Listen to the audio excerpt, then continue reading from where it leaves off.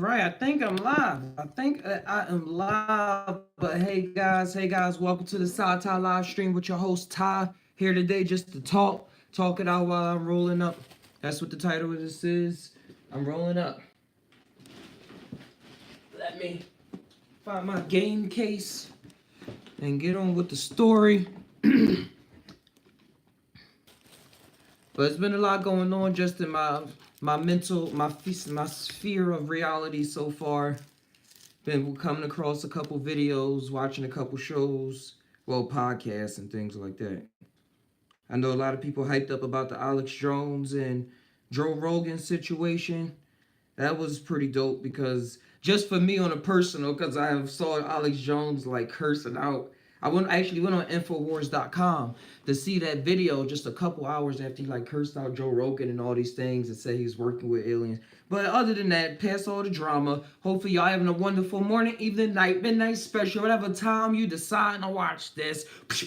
Take this energy now. We all in the same boat. We can start the conversation. The conversation. So I'm just gonna be rambling on about some things.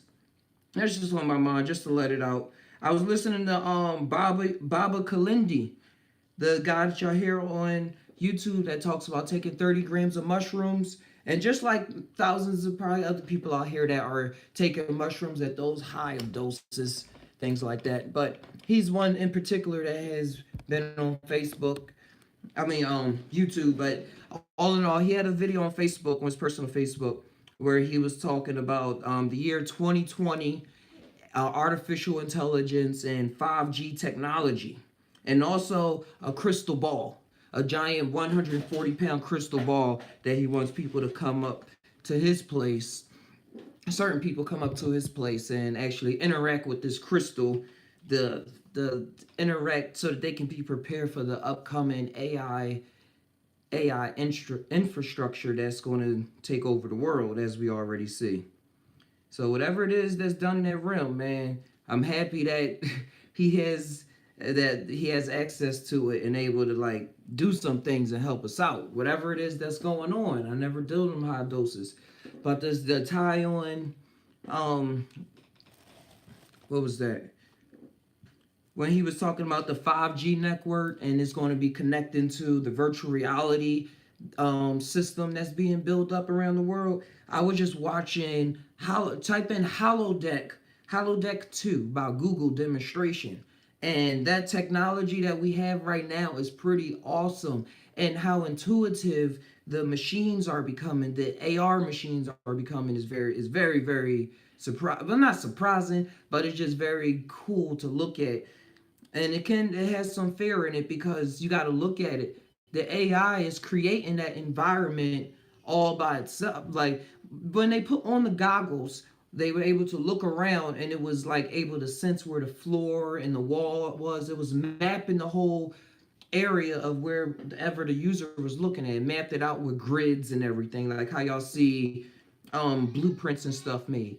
It was making that all build up. It was all building that up into the system. And then since it knew what it was able to manipulate it and change it, like change the colors around and everything. And but the coolest that's been happening with AR, but the coolest thing about the new AR, the holodeck 2, was that they're able to interact with the holograms now. They're able to enlarge, like it has a, usually you have to have on gloves or something to interact with the virtual world, but now with the holodeck 2, they put their hands out like this and it scans their hands, creates a blueprint scan and a map of their hand so it always knows where it is. And then your hand, literally, like we see in the movies, becomes the controller. And they were able to make things bigger and make things smaller and everything like that. How about you in just a second, Isla? You had a good time? No? No, I just did a good time and I just didn't want to leave. That's why I'm so sad. I'm sorry you're so sad. You go back to nature school tomorrow. Go have fun tomorrow, baby. We can go to the gym side and play with the toys and the kids today, too. Okay? We're going to stay at some fun. But yeah, guys, dropped my tree. But But yeah, he was talking about the AI. He's talking about the AI and everything, the holodeck, and I was talking about the HoloLens 2 that's just coming out. And Google was just putting out a demonstration of this. Like they wasn't trying to say you can go and buy this now. So you know if they demonstrating stuff, in my mind, they have something that's even way, way more advanced than just being able to enlarge objects with your hands in virtual reality. The other cool thing is able to roll out the hand like that. And since it recognizes this motion, it rolled like a screen appeared on her hand because she had the goggles on and popped out through the menu popped out through her hand, just like you see in the Tom Cruise Mission Impossible movies. So if they got this as just for demonstration, just to show the public a little something, I best believe know that they have something way more intelligent. And you gotta think of this is not them when way computer work, y'all know it. It's not somebody constantly behind a computer making sure everything is working, but this virtual reality AI, this artificial intelligence that's working inside of this HoloLens 2 is mapping out its environment. It actually is doing it. It has that capability now to map out its environment and change it to what it sees suit. And have us believe in it if we jump into its world. But how Bobby Kalindi, he ain't really connected, but I connected it for my just in my own mind. He was talking about the 5G network.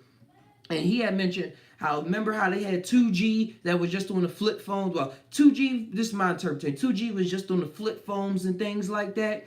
But then just able to I don't even know what you was able to do on 2G to be honest. But I know when 3G came along, you was able to get on the internet and like browse certain websites, check your emails, little stuff like that. If you was willing to pay $200, $300 for a data plan, then you was probably watching some videos with a whole lot of buffering. And then with 4, so you see the skip from 2G to 3G was just a little of like internet speed jump. And then they went from 3G to 4G. And we saw that big of a leap because it allowed people to be more connected, like stream live or share videos instantly, watch videos instantly, have be able to have multiple apps doing all these things all at once. The computer environment is able, the things that are in the computer are able to communicate with each other way more rapidly and with us way more rapidly. It's like, you want this information? Here you go. Here you go. You got the info now. Now. So now but still things keep evolving. Technology is evolving so fast that now 4G is not enough for all of the new VR technology, the integrative technology that's going to be coming out now. Remember the Google glasses that they came out with a long time ago? That was just a prototype. They tried to, I think they was just getting some money off the celebrities and people that had some money that was testing it out, making us think it was going to be the next huge big thing in the next couple months and things like that. But I believe that was just another social test, social experiment, just to get it out there, get a little taste of, a little pre-program, like, yeah, y'all know about this a little bit, or just for them to see how the public is going to attach to it or accept to it and things like that, or they already know. They just teasing. I call it just a little teaser.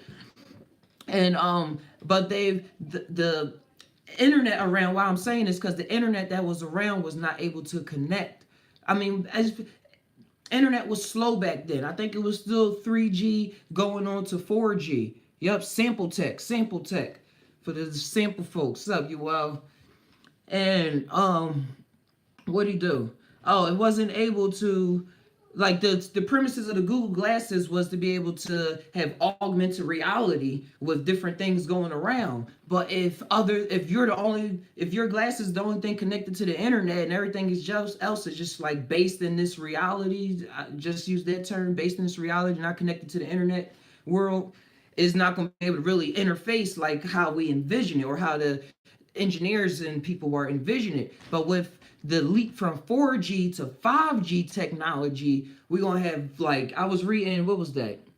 I think it said 50 gigs a second worth of data, and that's just the play. 50 gigs worth of thing. But what I'm saying is all these, and And also what Bobby Kalindi was pointing out, I noticed is that everything's going to have a kind of chip in it to make it computerized, whether it's computerized or not. I mean, whether it's robotical fully or not, it's going to have some type of computer chip or some kind of technology put into it. So when this 5G technology come out, it can all interface with each other, all at the same time. So I find that very awesome, but still very losing this phase of ourselves.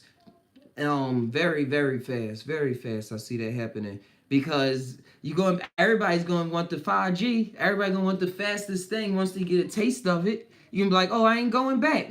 You have full network, so you could be fully connected. But now they have full connection to you. All your thoughts you thought was private, or that's already falling. And the thing coming around with it was a Black Mirror episode. Social media, man, is already social media is already getting so many people now into liking or wanting to be liked, or now they got the love, sad, and all that emotions on Facebook. And we wanted that. We wanted to be able to just say more than thumbs up on Facebook. We like, and what I mean as we as a community, we as human beings, we're like, the people are calling like, yeah, Facebook, we want more integration. We want to be able to express more of ourselves on your platform. So y'all need to think about every inside and out, so I can express myself this way and that way and that way, because in my everyday life, it's just not like that. But what's happening is that our mind is getting so pre-programmed, and it feels good. It feels good because of those dopamine hits. Like, ooh, I gotta like, ooh,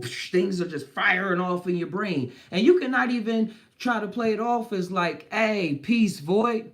It's peace in the void. Yes, you can find peace in the void. Yes, it's good as tool. We just have to keep it out the hands of people that make it a weapon. Yes, because people are going to make it a weapon. People are, and what I mean by weapon is, what track was I just doing? The 5G and all connecting, Black Mirror, for likes and everything, is that in China, they have something, social credit. They already going off social credit, and this is where I see social media pushing us to accepting all of this social credit, so that if you do something like jaywalk or do something like that, the community seems bad. We see this building up in America with how people are fighting and being so, hey, what's up, Sahi How? Hey, got some new faces in here. What's going on, guys? But I'm just talking about the VRs, 5G, social media, what's going on in China. Hey, Richard, what's going on, Richard? Got the whole fam in here. Quantum home computing is now available for retail. Hey, it's all right. Hey, thanks for coming by, bro. Quantum home computing. And I was just reading. I'm gonna stay track. I remember what I was talking about before, but Richard Berg, I was just reading on the internet talking about how they're pushing out 5G in other countries already, but that's not even the real 5G that is going to be coming out. They said in April, and then again in 2000, they doing out a next round in 2020. So it's going to be some new even faster stuff that even better than what they offering us. I'm looking it up now. Or probably, yeah, there it is. It said in various, hold on, here we go. Blah, blah, blah, blah, blah. What did I click on to do that? Oh, well, yeah, but that's what it was saying. 20 gigs a second. Oh, here it is. The first phase of 5G specifications in Release 15 will be completed by April 19 to accommodate the early commercial development. The second phase is Release 16 is due to be completed by April 2020. And they got to like build it up. And that's weird because Bobby Kalindi was saying, for some reason, he just went on Yeah, you're so right. 5G is also for AR and VR, so they can have people in another layer of illusion. 5G, what's the hype about used against us? It's just more ways that we getting lost in the light. We just getting lost in so much more light, and light is information and illusion. That's what it is. So we just building up more ways to do that. But what I was talking about, the VR things, no VR is allowed in Israel, and 5G is allowed in Israel or Trump's home in Florida subdivision. Oh, woo! They not trying to get cooked, and the Israelites, they, the mystic Jews, they got their Kabbalah, they doing mushrooms and all that stuff, so they know what to stay away from. They know what to stay away from. Ain't getting cooked. We already getting cooked by these 4G waves. Like Wi-Fi in my house, I don't even have Wi-Fi really. That's why it's hard for me to bring these lives though. I use the Wi-Fi that's in the area, the Xfinity, and I got a family password, and I just connect to all my devices to it, and that's what I do. But dang, and I got some salt lamp crystals around the house that stay lit up to help de-ionize the air. Skin cancer is number one in Israel. Fake Jews over there. Hey, it's fake people everywhere. But the world, we're going. I just see that we're gonna be getting so caught up in this world of virtual reality because it's gonna be so much satisfying than compared to our outside reality. I'm just thinking like if I was still in the projects in North Philadelphia with the state of mind that I used to have, and somebody came along with this VR technology, I would have never went out and started skateboarding. Like I was so much in the video game growing up, and one of the main things that got me out, well, I still play videos kind of, but not nearly as much. It was skateboarding. I started skateboarding as a teenager. It get me out, using my muscles, using my body, communicating with people, learning how the system and the community works with cops, not being able to skate there, and just, it was always skating downtown. So I ran into business people, homeless people, working people, cleaning people. Met many kinds of different people, and with their actual personalities right there, even though it's still some faces, but that's a whole nother story. But the VR, when it comes to VR, we're going to be wanting to just do that. I know it. It's going to be it's going to be like, why not? Why not? And it's been showing us in these movies when they show people getting fat in the animations, like, yeah, people gonna be getting fat, hooked up. No, I think they're gonna come up with ways for people not to get fat, so they can even feel more comfortable staying in that virtual reality. Like, yeah, they're like, oh, version 10.0, now it works out your tummy so that you can build abs at the same time. So I think it's going to be, or they probably going to want to build abs, just keep you at a certain layer. Player One, the propaganda already here. Yeah, I was going to mention Player One, but I was trying to stay off my own thoughts.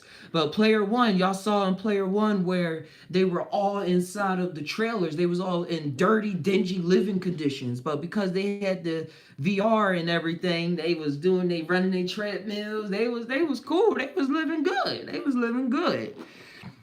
But the advertisements and what I was talking about, China with their social credit, is that it's going to be, and what see America building up, how I watch a lot of comedians talk about things, and what a lot of comedians are going through is that they're not able, they're being shunned if they say certain things on the stage. And the stage of a comedian is where you're allowed to be the jester for a moment, where you're allowed to play with emotions. You're allowed to rip apart reality and see the humor in things, and even yourself. And now that's being brought down. Comedians are like, if they say something against genders or use words like the retarded and things like that, they can lose their careers or have the media attacking them and have all these people talking in their ear with picket signs at their door and all of that. So a layer of free speech is being mildly taken away through people accepting it, and actually not just accepting it, pushing forward with it and filling it with more nonsense of their, it's not complete nonsense, No, I think it makes too much sense, and we need some more nonsensical things in our life. I'm thinking how I talk about Alex in Wonderland. Never seen. Hey, is that's what it is. Media is doing a lot of.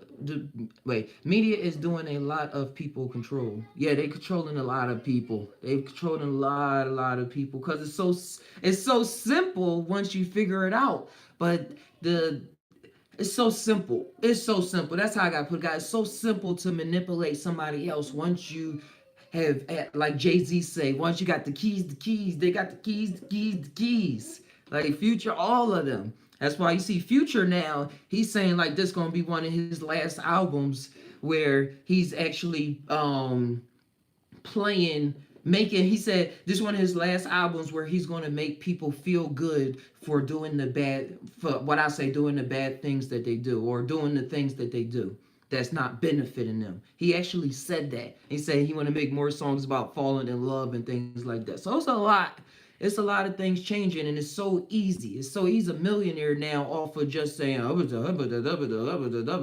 that's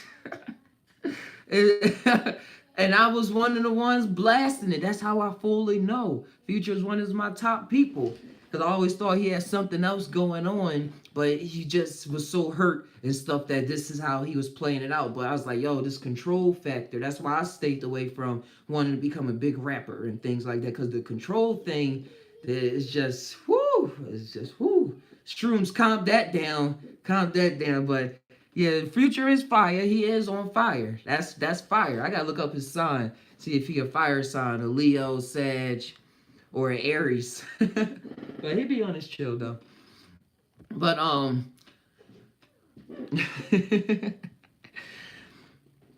but yeah, going on how easy it is that's just I think that's a test for every human being. We're all in this human consciousness all working together. So some people that got a hook on things, there's gonna be some people that say, hey, I'm taking this fire for myself, and it's gonna be say, hey, here goes the fire. Let's spread this fire out. Just stick out your sticks to this flame. I'm gonna keep this flame going. Now you can keep that flame going and spread it out, and we can set this whole place on fire, start anew.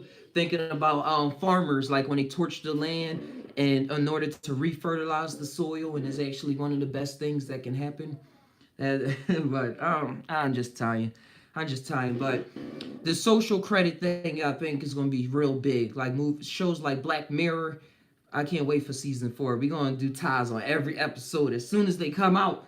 But Black Mirror, it was an episode where everything, she couldn't catch a flight. She couldn't go to a certain party because she didn't have enough likes or social points on her social media account. And it wasn't like people was like, oh, I'm just not going to use Facebook or something. It was once they walk past you, stuff popped up around you so that they can see what you do, how you been, like see your Facebook profile just pop out in front of you. So I see this VR technology heading us in this direction with this 5G so that things can be popping up all around and we can always just be judging other people, and just like we do with social media. Twitter and everything. Twitter is so powerful. Joe Rogan was just talking to an executive of a high up executive of Twitter and one of the founder CEOs of Twitter, the not the black guy, the guy that always wears all black with the black cap and the black beard. It became part of the system, you well said. Yes, it did. Black Mirror is cool, Void. Black Mirror is very cool.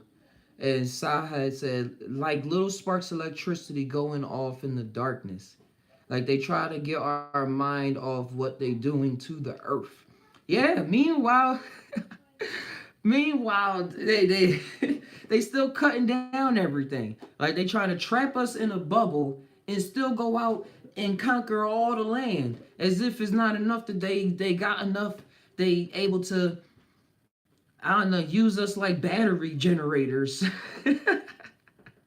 Like they making so they gonna be making so much money off people staying in their house playing with VR, off of buying the new downloadable content or changing your clothes. You're gonna be buying virtual clothes.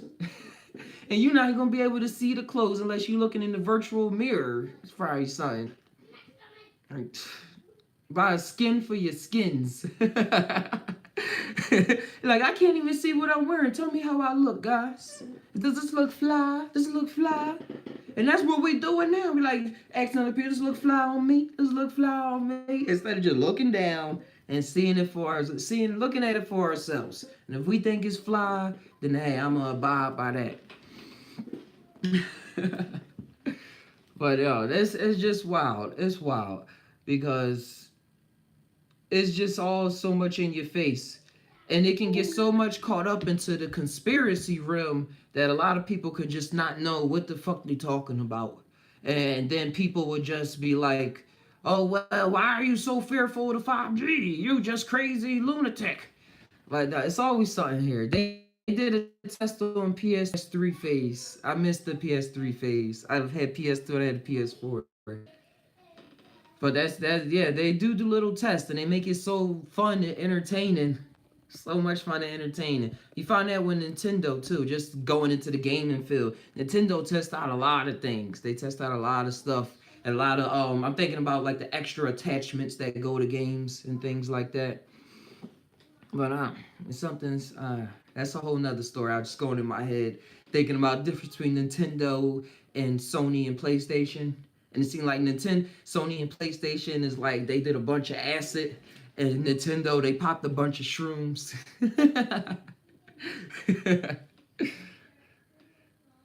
And that's why they always trying to be so innovative and things like that. And PlayStation is just like technical. They got the shooters.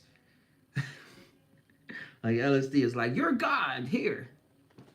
LSD is like, you're God here. You can do this. You can be anything here. And Shrooms is like, this is all an illusion. You can be anything. You can jump on mushrooms. You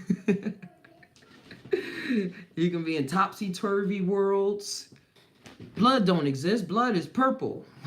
Don't crack me out with that. It's kind of censorship. Stab a nigga, rainbows pop out.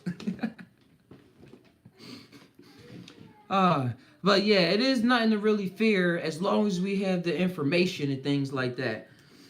And that's what Baba Kalindi, let me close this door, was talking about going into these realms and dealing with things. But just to talk about what he was talking about, because I heard about what he said before through characters like John D and some personal experiments that I tried on myself, like looking into a black shade of glass or looking into a crystal ball. But he says that he has a 140-pound crystal ball, and what he plans to do is get 20 people to come to wherever he is and meet the family and take 30 grams or up there in the high dose of mushrooms and look into the crystal ball. And he said his plan, it's like something just want me to stop. Hold on. I was just seeing how I should keep going. But he wants to look into the crystal ball in order to, he put it into some way so that we can have a defense against the incoming AI that's coming, that's going to be here on Earth. Now, how is that going to really happen? I don't really know. But he was giving examples on the Wicked Witch of the West and how he was able to put this in your watch playlist, friends. Bubble Semantics. Oh yeah, I'm gonna look that up. Let's do that. But what Bobby Kalindi was talking about, he was mentioning how the Wicked Witch of the West and the Wizard of Oz was able to see Dorothy and all the plans and see all that coming just by looking into the crystal ball. And he was talking about, that was the big thing. That was the big thing why I believe he started talking, why I started this.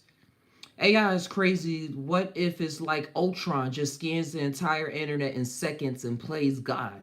It is going to do that. It is going to do that. And the fear, that's why I try to play out in the movies and try to warn us like, yeah, we see that man has not taken care of his own environment and that he is incapable of doing such things. Look at him killing his own sisters and brothers, destroying the trees and the planets. They could have just had free energy. Tesla gave it to him a long time ago, but nah, they wanted the money. But but Bobby Kalindi was talking about how the so-called government has found a new crystal. Hold on, guys. I wrote this down. Hold on.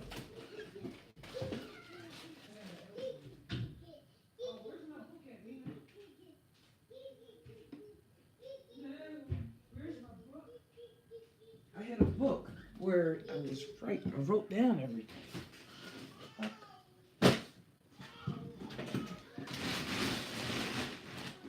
Hold on, sorry about that, guys.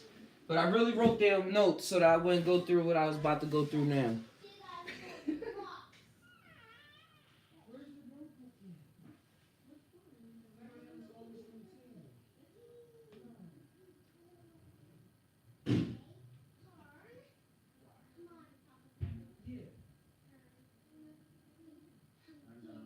It's going. I don't know where it is. Wow, that book just like disappeared into the ethers. Yeah. But overall, he was talking about he was talking about a crystal that the government found, but it's like an ancient crystal that John D and I forgot his road dog name. They traveled to Prague, and they was traveling around Prague and Greece in order to find, but they never found it. But he was saying the government has found it, and it has a bunch of access points, and he was describing it as like a master gem that you would like hear in the Marvel universe and things. And he was saying it's the crystal that's able to control other crystals. It's a master crystal, and they finally found it. And they were saying now that they have that, a lot of new technology. Yeah, Thanos with the gauntlet, he got all 5 or 6. I don't know how many it is. But yeah, it's all the reality gems, the soul gems. I believe all that stuff has so much truth in it. We just play it out in comic book world talk. But even that. But Bob Kalindi was saying, he was straight up saying that they found this crystal, and now all this new technology is finally gonna be able to come out. But it's able to control all these other crystals. And what that put into my mind was me watching this old YouTube video of this guy. It got millions of views. That's why I watched it. I was given into the millions of views social pressure, to be honest. And it was about this guy that supposedly traveled to the future a long time ago. And he was saying how America or whatever country was operating at that time was all controlled by an AI that existed inside of like this cube crystal box, bioengineered thing. I don't really know how he described it, but he was saying reality was all controlled by an AI system that you was able to like literally see. It wasn't not something that wasn't non-existent, but it wasn't in the shape of like a scary robot. Like a lot of people are scared of, oh well, if you make the robot look too human, they going that's the ticket to cutting our throats off. No, it's gonna come in so many different social and political and just how we all tying about noun forms. But that video of him traveling to the future and really seeing this, once I heard him say that, that just clicked in my head. Like, yo, that guy probably did travel to the future. It said, whoa, Cube, huh? You seen in the prayer room, they got the cube there. Even in the movie 2001 Space Odyssey, they see a monolith.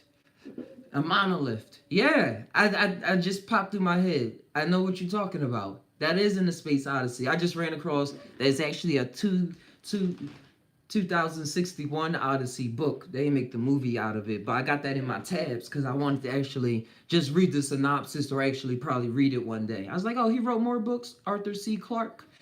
And he also wrote Childhood's End, which is another story that we're going to tie about another time. But, I be on such a rant, stuff that my head just go out of it once I'm out of that.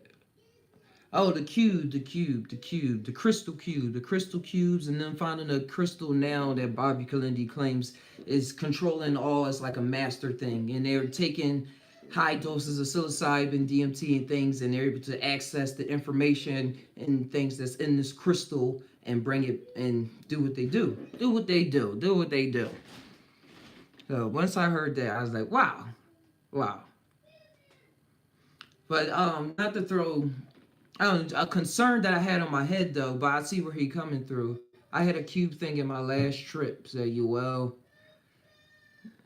and the in Islam is that's one of the biggest cubes right now we've seen for a long time. That's considered to come from space or made from a meteorite or has some unknown religious origin.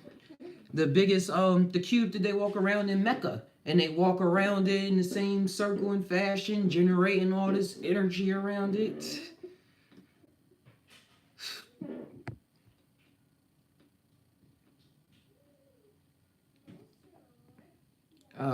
Rich said, good comment. I'm a big Stanley Tashai, I'm a big Stanley Kubrick fan. Yeah, these guys, they was doing some things. It's connected to Saturn. I believe that Mecha Cube, you know, the money odds is from Saturn pole. Yeah, I used to look all into, I remember I was just flashing back to when I was doing a lot of research on Saturn cults and what Saturn meant and all these other things like that. And it's wild because I have just for in astrology terms, I have a Capricorn moon with Saturn in Capricorn at the same time. So, and Saturn likes to be in Capricorn. So, and it deals with a lot of dry, like Earth energy, like getting things done, and yeah, it's a lot going on. But then I started looking up things about the black cube, and you see it's like a hexagon on top of Saturn. If we want to believe the NASA pictures, it's a hexagon. Like ours is a circle at the top. Theirs is actually the shape of a hexagon. They're like where we have the Arctic Circle, they have the Saturn hex. The cube is a cross when you unfold it. I think yeah, it is a cube when you unfold it. And I remember dealing with that, looking into magic squares and alchemy, and when I was my Aleister Crowley books and things like that. Is that book here? And dealing with the Tao. I had all that. This is one of my no, this is not it.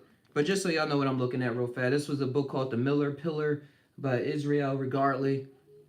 I used to read a whole bunch of these books, and I like to skim through it just to see what people be talking about. The Star of David, Star of Saturn, Israel is supporting that. We know what terrorist state they bear. Exactly, Richard.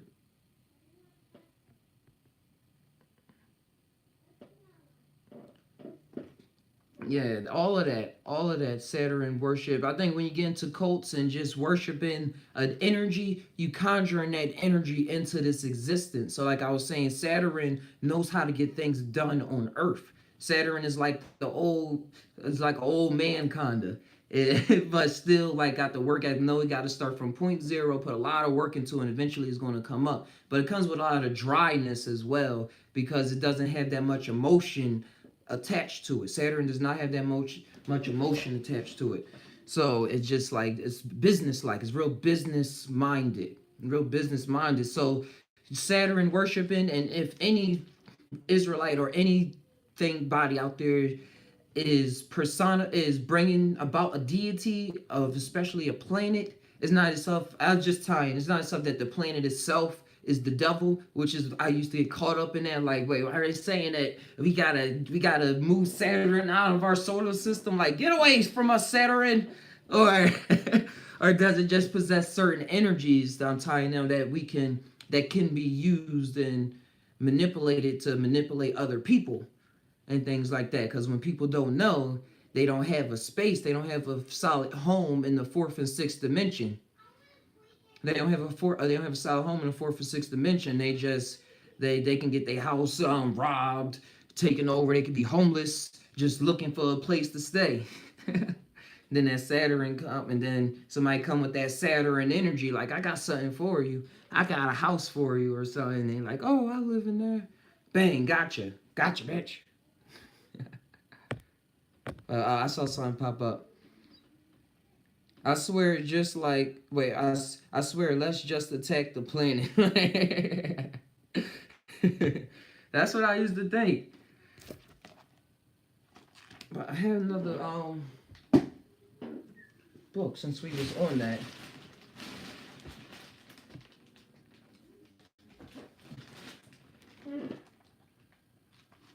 Hold on. Definition of body, personal test. Yeah, throw that book away. UL said it's a force. It's a force, something like knowledge, but not wisdom to wield it. It's a force. Yeah, I understand that. Yeah, I just had a flash of why in Kingdom Hearts why Goofy and Donald they don't have swords and things is because Disney didn't want them to have swords. They didn't want them to have actual like slicing weapons in the game. That's why Donald has a wand and Goofy has a shield. When they said, I was like, wow. I just talking about that. Look at this.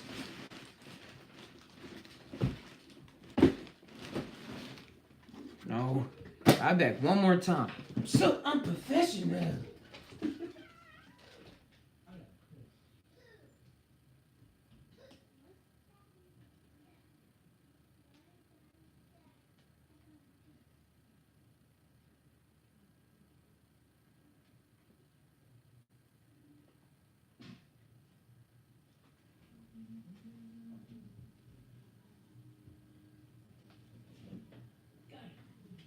I got it. All right. Y'all some real tires. Y'all some real people. Thanks for being there while I'm being all running. But a good book. I know that we're all 3.5 pints make a whole. Yo, I remember talking to my mom around when I first started getting into acid and acid. That was the first thing I was running into, and I always had thoughts, but I was letting them out, and I was saying, "Mom, you do know." Sorry, you were trying to say, you do know that 1 + 1 is 3, and she was drinking and stuff, and she was just like, "What are you talking about? 1 + 1 is 3." And we was really going back and forth, and I started giving examples, like, and it was just coming to me. I was like, I can't even I'm not even trying to rationalize it. Like, I know what you talk about, Mom. I love math. Like, I love math, and she's somebody that don't like math. Like, she ain't like math at all. So for her to still come, she was just like, yo, 1 + 1 is 2. She kept putting my fingers like 1 + 1 is 2. And she was like, I guess it was her mother concerned about me. That's now that I think about it. She just wanted me to make sure that my brain was all right. But I kept saying, Mom, when you have a dad and a mom come together, and then when they come together, that 1 and 2 come together, they make 3. Yeah, you just put it. Yep. Shahi Haho, you right. I was just about to say that. When they come together, they make 3. And that was just so solid in my mind that nothing else was wanting to make sense. Or it made sense, but I just had to get that out. Well, it was just a lot of pressure because she was not trying to hear it.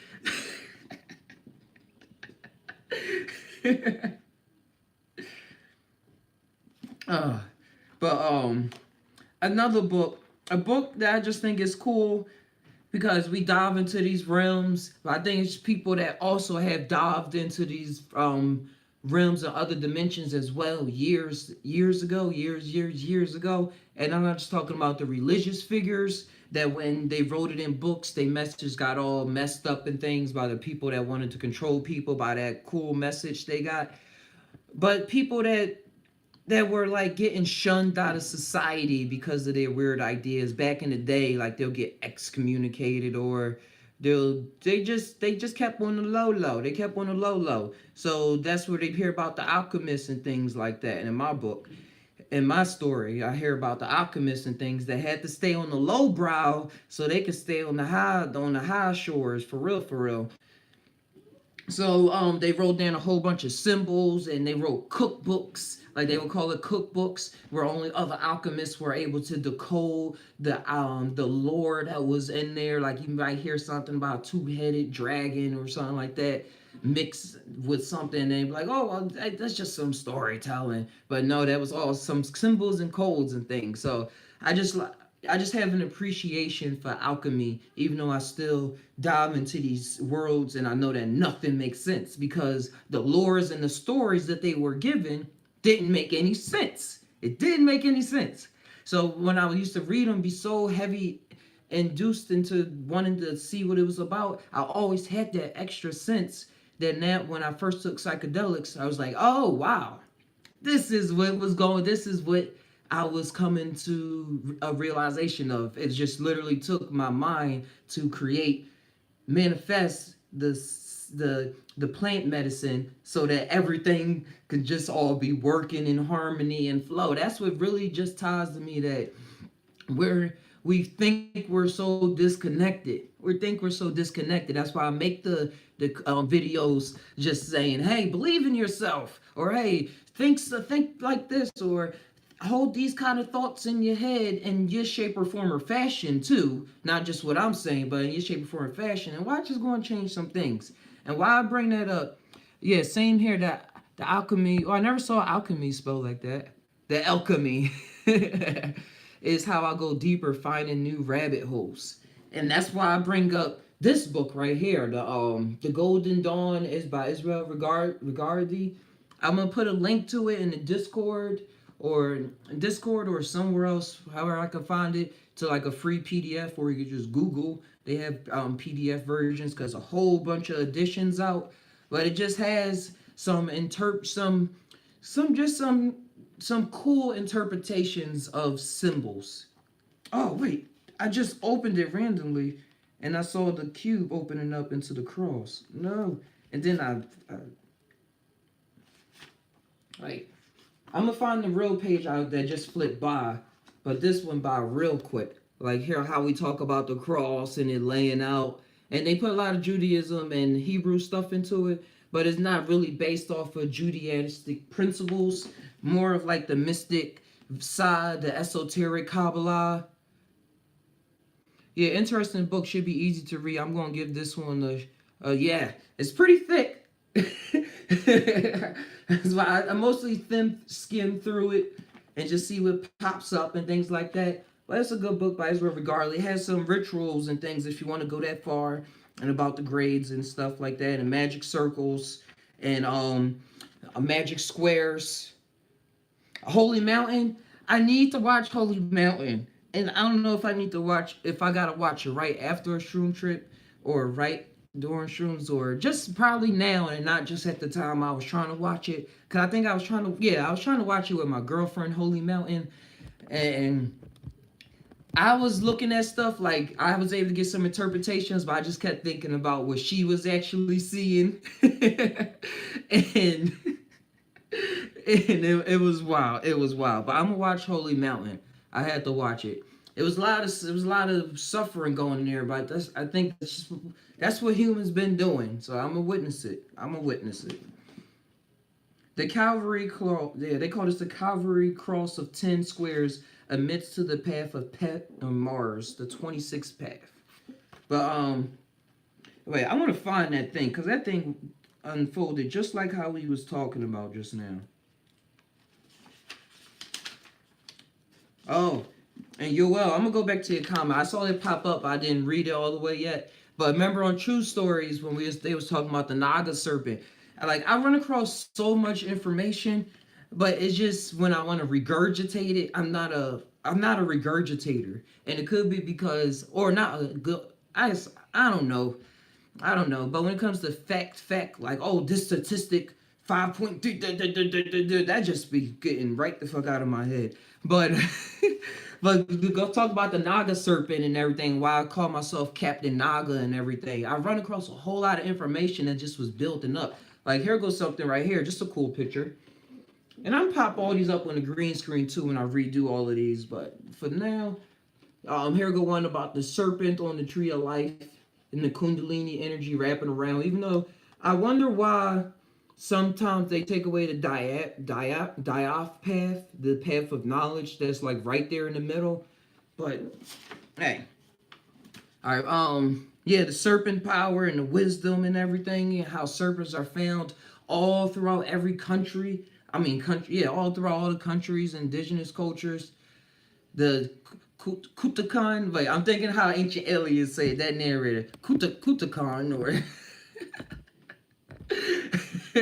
the serpent god always gave like a wisdom type energy. And you have any Enochian magic? Yes, I do. Knowing by heart versus being a repeater. Much respect. Yes, it's hard for me to regurgitate stuff. Whoa, whoa! It just went from sunny skies to pouring down rain. I'm sorry, that's just a whole different atmosphere outside right now. Is this logical? Who cares about logical? Y'all can't really see though. No, y'all can't see. The rainbow serpent. Yeah, that's what they translated to in English. The Aztec or Mayan serpent god.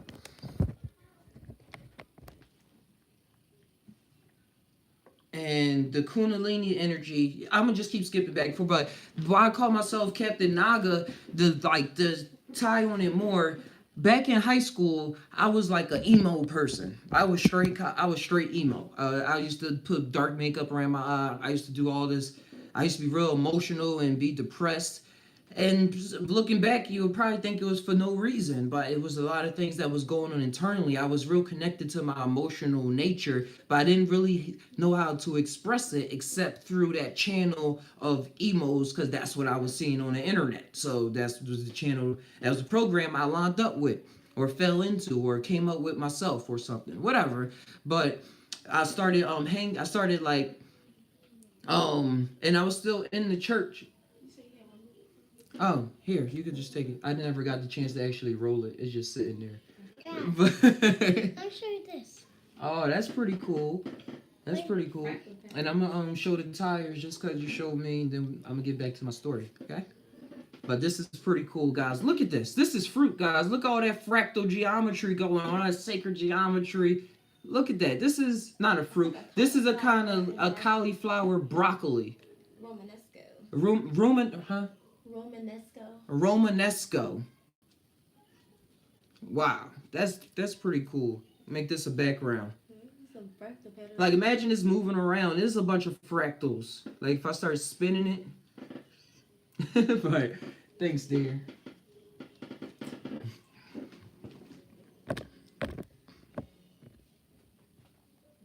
But you take care too. Close the door. Yeah, right brain empaths have school issues. School had issues with us. Yeah, I really did have issues with school because school was easy. I didn't really find like math. I took on extra math classes and all that other stuff. School was simple for me. It was just all the emotional nature of it. So then I started I had these two friends, Will and Brand, who I say always like toughened me up, so to speak, or I say push me into the world, because just the actions and I don't know, they grounded me. Like just put in turn, awesome friends that grounded me. So messing with them, they was into rapping and things. So I wanted to be rapper too, because I like to write poetry. I love to write poetry and always felt I was able to get my message out. Like I didn't always write like book. I used to write even messages about suicide, but it would be like the most poetic thing, most beautifully poetic suicide poem you ever met. I mean, you ever read. But they helped me out, and I started calling myself the Viper because I wanted to rap and turn the poetry into like a rapping thing. And I felt like the sense of, and I didn't know, wasn't the rapper that say, yeah, fuck your bitch, pick her up in the whip, yeah, I'm legit, I never quit. I was not like that. Issues that always popped up to my mind was issues concerning behaviors and how I was acting and where I found myself in the world and things like that. And it wasn't about shooting and things like that for me. It was always something more. It was always something so much more. So I kept the title Vipe and Viper and things like that. And then I wanted to, after a while, to skip past a lot of stuff. I wanted to change. I didn't even want to change it. I started reading up stuff about the Nagas and how the Naga serpent. It was just a picture. It wasn't even a bunch of information I was reading. It was just a picture of the Naga serpent, and it was like it had a bunch of snakes like coming from behind the back and like going like this and stuff. And I was like, oh, that's pretty cool. That's pretty cool. I feel something about this.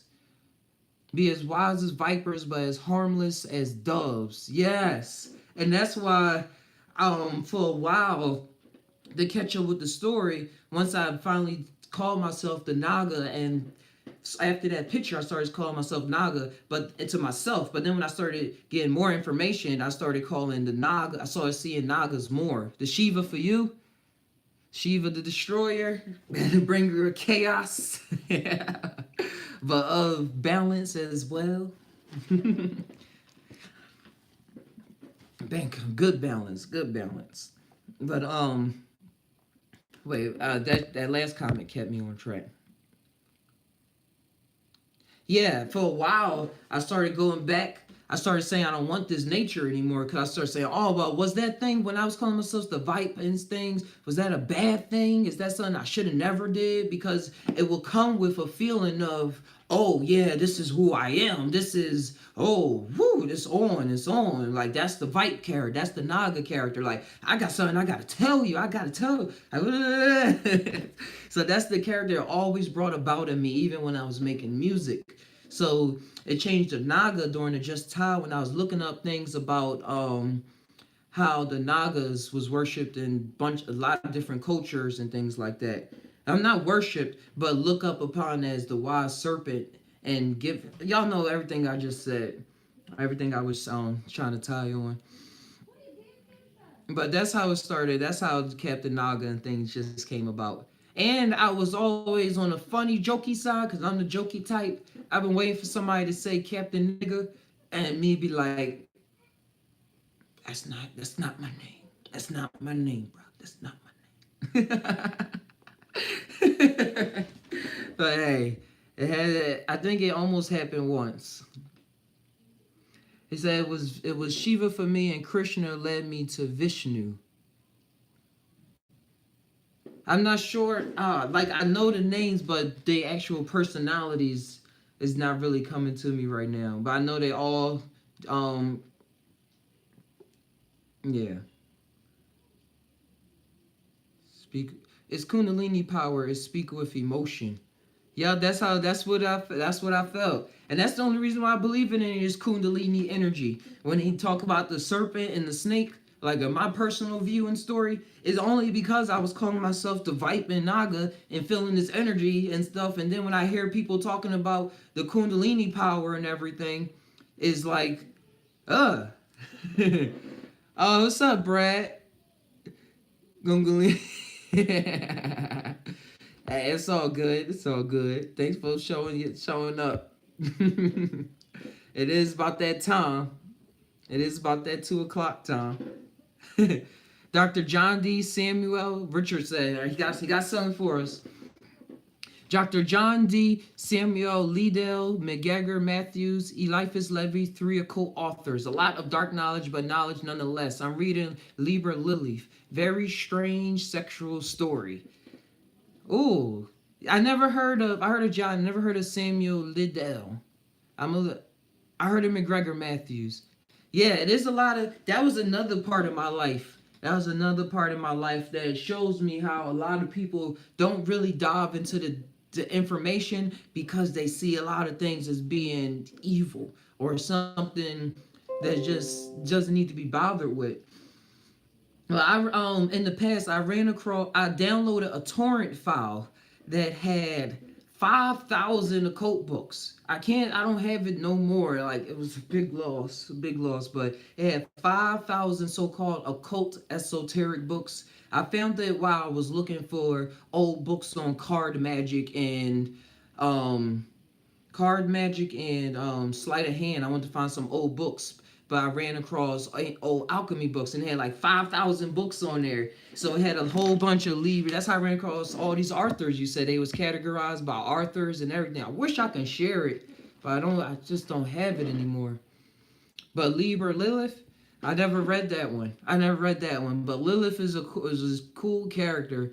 She deals with the black moon and things like that, and not really fucking with this reality. Seeing it all as illusion. She ain't want to in the Bible allegory. Well, at least in the Gnostic Bibles, not in the King James Bible because they took her out.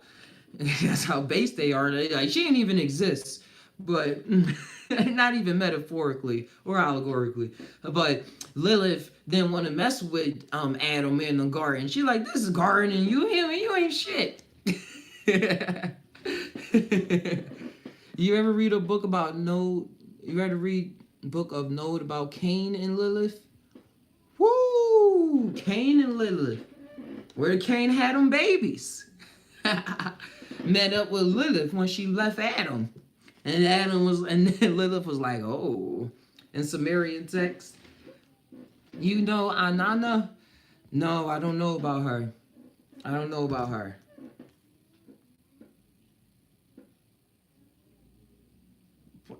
Speaking of, it's something that keep coming to my head. It's a book called Liber Oz. Movie Mother, Adam and Cain and Abel. It's a trippy movie. Movie Mother, Adam and Eve, Cain and Abel. I'm gonna look that up if that is a movie. But Liber Oz was one of the it's a short book. It's only a page long. But the declarations in it is something that once I read it, like really stuck with me for a long time. Like even now, when you said Liber Lilith, it brought up to me Liber Oz. And I just wanna go over it real fast. Just see what Crowley meant. I remember him saying, that's where that line come at, where you hear people saying every man and every woman is a star. I think it comes from him saying, it comes from a lot of people experiencing it in their own journeys, their own personal journeys and all of that. But when I read it in here, I was like, oh. But if this internet wants to come up, I'm just gonna let that ride out.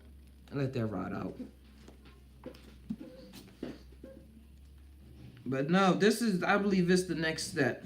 Like most of my time is spent looking up alchemy and things like that. So that's my college. Hold on. If I could find it, and if this can load up for us, that would be spectacular.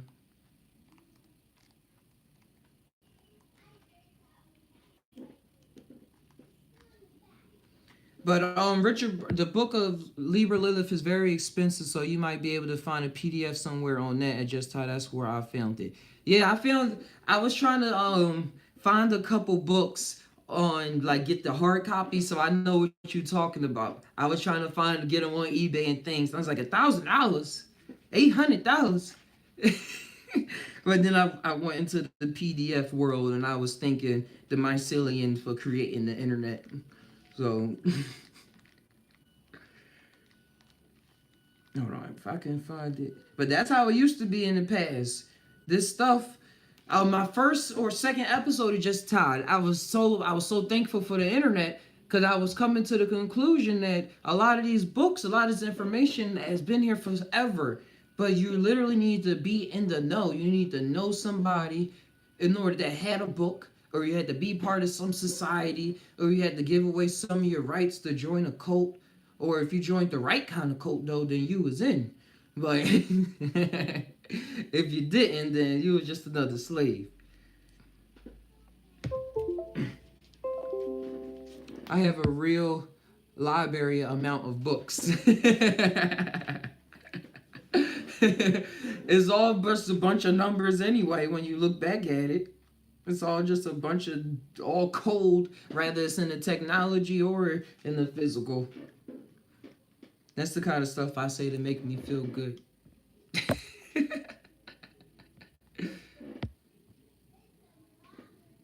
estate sales. You get tons of old stuff. Oh, you got tons of real books, you saying. Oh.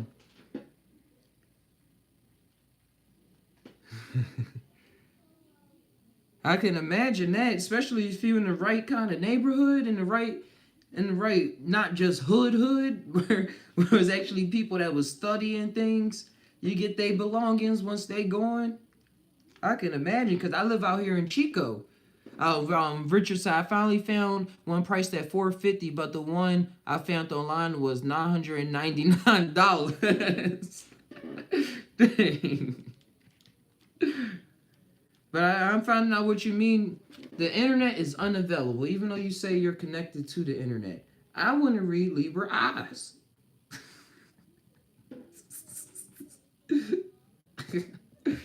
But living out in Chico, a lot of the books that I'm coming across, what I was coming across recently, I just found them in the thrift store.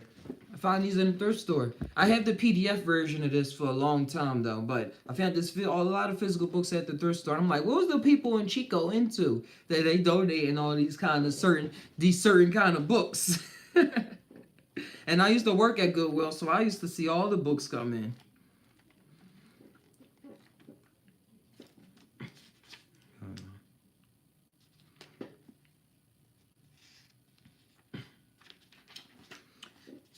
Yo, it really don't want to load. But on a personal story, just because we tying and I'm here, I used to be so confused when I first was running across. Hey, peace, King Eyes. What's going on? It is lit. Is that when I was running across a lot of this like esoteric alchemy information. Oh no, yeah, that's what I wanted. It's like love is the law, love under will. I used to love saying those sayings all the time. Yeah, it was a rich town, but everyone is older now. Yard sales and estates. They like, we got this, or they probably didn't use that information as much as they could have in their life journey. Yeah, thanks for coming through, King Guys. We into the alchemy square now, the alchemy field, talking about esoteric books and alchemical lores and everything, and the books that cost like $1,000, but you can find them on PDF. The information is widely available, and that's what I was saying about the first episode of Just Ta, is that I was saying how beneficial the computers and things are, and living in this age of information and technology with the interweb and everything, because this information wasn't out there. And now just with twiddling of your fingers, you too can get a hold of this information. Even if you want to buy the book. Back in the past, you had to know somebody that even had the book to even want to buy it from them. Now you can go on eBay and you can just get a list of like, oh, boom, boom, boom, boom, boom, boom, boom. So to not take advantage of this technology is a huge suffering. It's a huge suffering. And I think that this is the Libra Eyes, and it has its own. Oh man, they put in another color, but this symbol, it says the law of the strong. This is our law and the joy of the world. Do what thou wilt. Do what thou wilt shall be the whole law. Y'all know that. Thou have no right but to do thy will. Do that and no others. Yep. Every man and every woman is a star. There is no God but man. Man has the right to live by his own law, to live in the way that he wills to do. And just saying what man has to do. Man has the right to love as he will. The slave, yeah. Whoa. Yeah, I'm not gonna read the whole thing, but that's what it is. It just was a big awakening for me, because when I was looking at Oz, I was thinking about Wizard of Oz at the time and how free we really are. How free we really are as man. Man is the 5-pointed star. His body points out into the universe.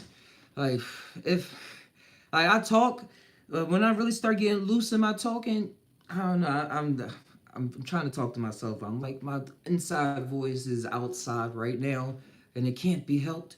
But it's going to be, it's a lot that goes on, man. We're so powerful. We're so, and just looking in the mirror, you should be able to get a sense of that.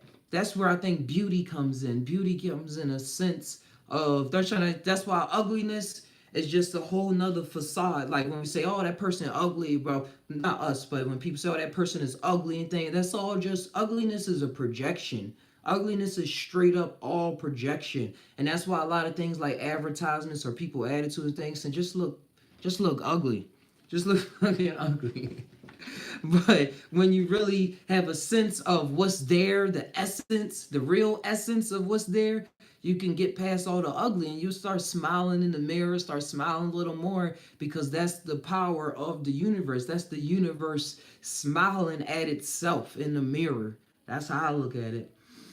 Because I have a symmetrical face, but I didn't used to think of myself as like, oh, I can do that, or as attractive. I really didn't used to think of myself as attractive. And then it was really a mental thing. It really is a whole mental thing. And I look out in the world, I see other people doing the same thing in my form and in different fashions when it comes to bulimia, anorexia, plastic surgery, dressing in Gucci and Prada all day. And it comes with a lot of that. It comes with a lot of that. But it's all good.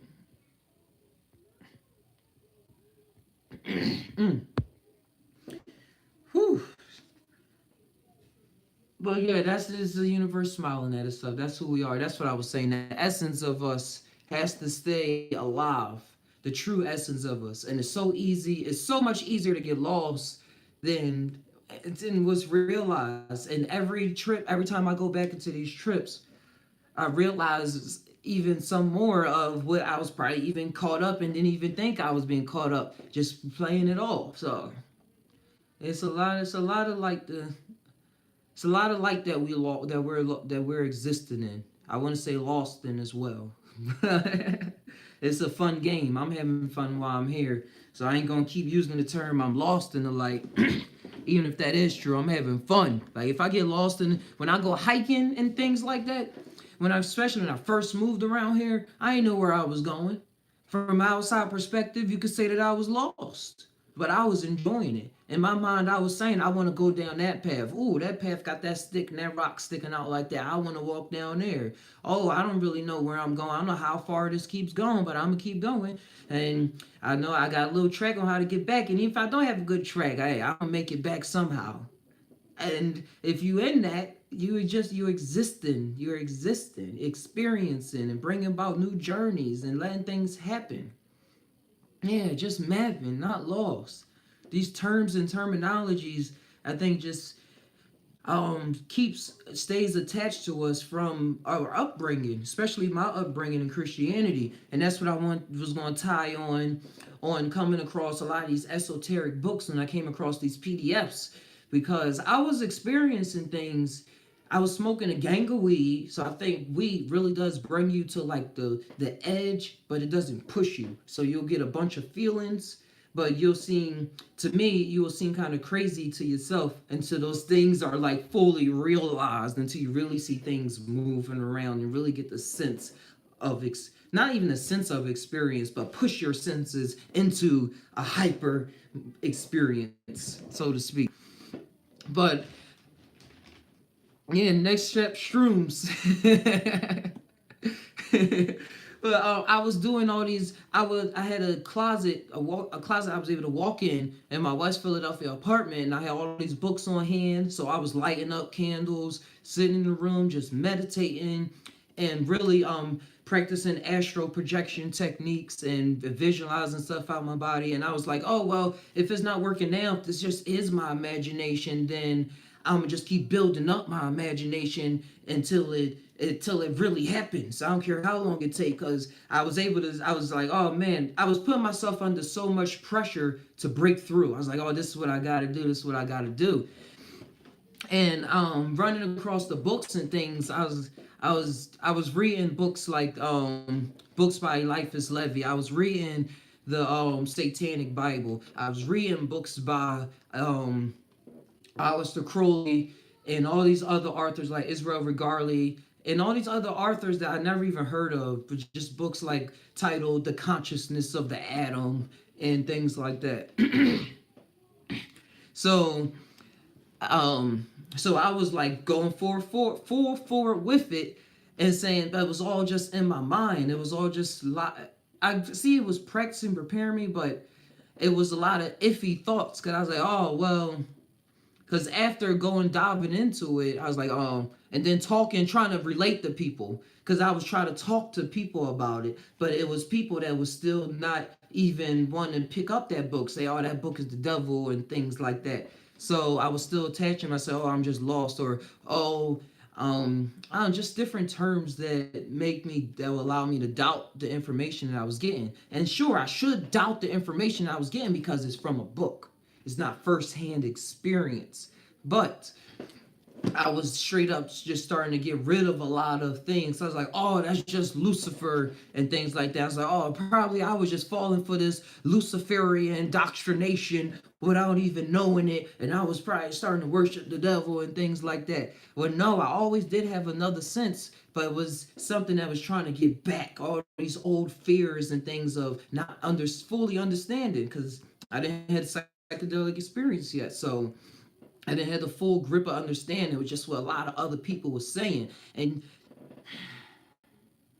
that's why it is easy, the devil's lettuce. I was smoking. Well, that's what was happening. And I was questioning a lot because I was understanding, but then when I hear other people talk about the same thing, that it wasn't what the understanding I came to. So then I would take, hey, peace out. I already saying peace. But psychedelics, they help you have a firm standing of experience because it's firsthand, and these books help out. But I'm just saying this for the world because I know a lot of people run across certain things first, or certain things, like some people took psychedelics when they was teenagers, and then they just ran across alchemy and stuff when they was young later, and they're like, oh, I'm glad I came across this, or never. Or some people ran across alchemy and things, and they ran across psychedelics at another time, and they get confusing with Christianity and trying to relate it to people. Because when you don't have the first-hand experience stuff, you read other people's opinions, especially people that's in your circle, can really influence you to be like, I'm just going to be agnostic right now. I'm just going to be atheist, just atheist. Let's just do what we got to do on this earth right now. But it didn't work like that. And so yeah, that's just what I was talking about the Church of Satan and Satanism and the books, Luciferian, and really getting the wrong message. Because then I would feel stupid. Because I was like, man, these some smart people that was writing these books. Am I just getting the message confused? Am I just mucking it up? But people like to play characters. That's what I learned on Earth. People love to play characters, even the people that be writing the books. Like Eliphas Levi, he ain't really had to have a long pointed beard and the eyebrows that pointed out and things like that. But probably because he grew up in Christianity, just like Aleister Crowley, and how I found myself in the early days. Or I don't know, I could be making this up. Have this need to mock Christianity in a way, because it's something that they're going against in themselves, because it's something they were so trapped in that they have to do this much in order to get themselves out of it. And they think, and in their mind, they have to do this in order to wake certain other people out of it. And because it's a Baphomet statue that that the Church of Satan wanted to put up in place of a Ten Commandments statue. Y'all heard this story, and it was happening again. And yeah, the people, the Christian church, all picketing outside saying, yeah, this is the devil. We can't have this allowed, and this is Satan. Yeah, this is Revelations. Like we told y'all, Satan wants to be here now. He wants to rule. Well, meanwhile, the Satanists is just like, we don't even believe in like Satan in the way that Satan at all. Like that's a term y'all Christians came up with, and we just use to fuck with y'all. So it's a lot that's going on, but still the fact that they wanted to put it out. So just knowing stuff for yourselves really allows you to stand above everything, not get caught up in everything, but see that when things is actually acting out on this playing field, it's acting out. It's just all an act. It's all an act, and we can't really know what these true intentions are of other people unless we have an open communication with them. That's why I respect True Life. That's why I respect the Just Tie, and that's why I respect Joe Rogan channel and things like that, because he having conversations with people out there. People out there. They made everyone's system of faith evil. Yeah. Based off evilness, and what I see the evil is like just not seeing the good in things, not seeing the possibility that this can actually work out. And that we don't need to rely on. Don't you get a bad vibe from Joe Rogan though? I don't really get a bad vibe. If anything, I see where he is in life and how he built himself up. Like say, because I go through this with my channel sometimes, and I heard Psych Substance go through this, and Shaman Oaks go through this on his channel. Where sometimes when you go through trips, it's like you don't want to do no more videos no more. Like you, and sometimes you even want to go back and delete other videos. But Joe is so steeped into what he's doing that the show has a, like sometimes I watch a light say the show has a world of his own. I mean, yeah, the show has a world of his own, and he just shows up to it. So it can probably be some things that he just figuring out. I don't know. It probably has a lot to do with his sign and everything on how things. Because I don't know if he ever had experience one-on-one with entity contact or not, but the iffy stuff for me, Joe Rogan, just come up when he talk about hunting and everything and stuff like that, and because it appeals to my mind, I'm like, he's right. Like we do come from like primal ancestry where we will hunt, where we will go and pull the bow back and see it, and shoot and come down and things like that, and that's your connection that we lost and things. And I was like, maybe I'll go from being a vegetarian, like kind of vegan because I eat cheese still, to just going out and hunting and fishing and things like that. So, but then when if I do try to eat meat, I don't really feel that good about it. But I have tried fish. I have tried fish a couple months ago. So I don't know. If I get a bad vibe about Joe Rogan, it's just that I would get a bad vibe about a lot of people. But everybody's on their path. Everybody's on their path. Yeah, he does want fame a lot, but he is just a cog in the machine. He has something working on. That's why he says he grew up angry. He grew up real angry. Remember, guys, he didn't start smoking weed until he was in his 30s.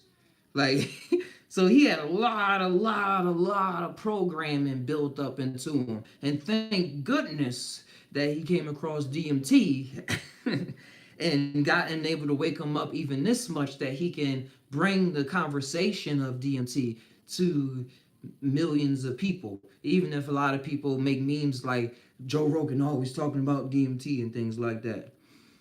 But I believe he has a lot of friends that's saying a lot of things in his ear that he's probably just like, I don't know. Y'all see how he talk on the show. He's real open and honest. But he does wanna keep his show up. Keep his show up. He's probably a Libra. A Libra moon, or no, Libra, probably a Libra sun. I'm gonna look that up. Libra sun, some kind of fiery moon sun though. But yeah, that's what I think about that, or Ty about that.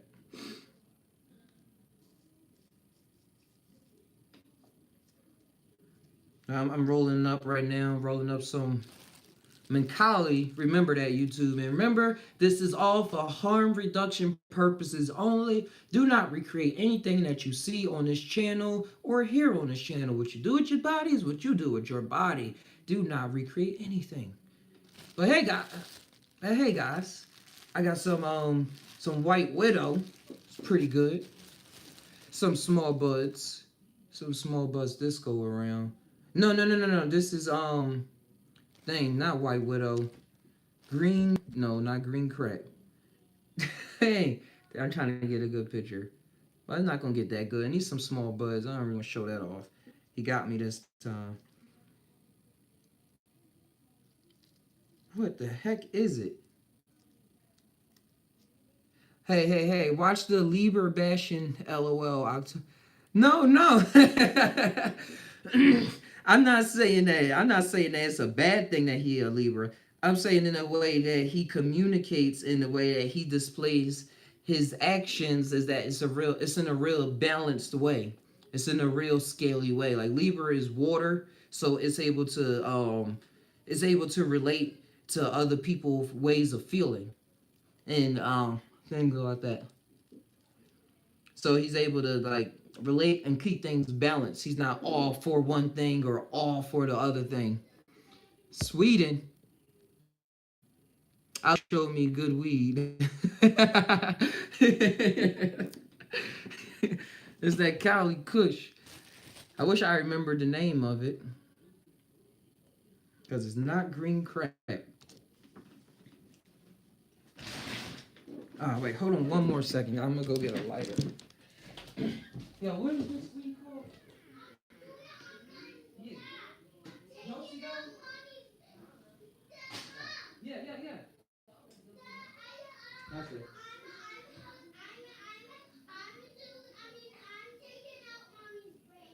Cool. It's dosey dough, guys. Smoking on some dosey dough.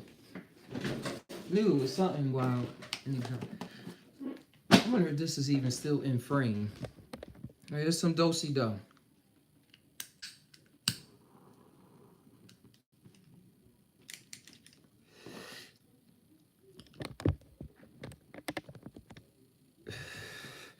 But yeah, Rich. Hold on. All right. Y'all got anything y'all want to bring up real fast? Well, not real fast, but whatever. But Swahi Hao, when you say Sweden, I just think of Felix tried to kick us out like that. Somebody went home. It's really, as soon as I was like thinking, like, your thoughts are powerful, guys. Oh my God. Oh, you God. Well, I was literally like thinking, had to back his thought that the show was about to end or something like that. So that's why I was bringing up like, oh, hey, if I got any more questions, but then I tried to get away from that back thought of, well, I don't know what I even said. But then the tablet just cut off. Well, the internet just cut off on the tablet and said reconnecting. I was like, no, I didn't really mean not yet.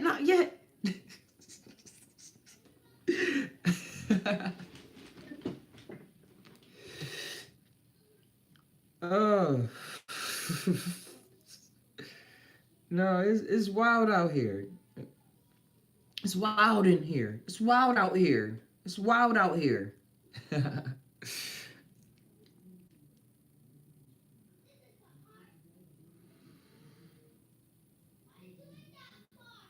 All right.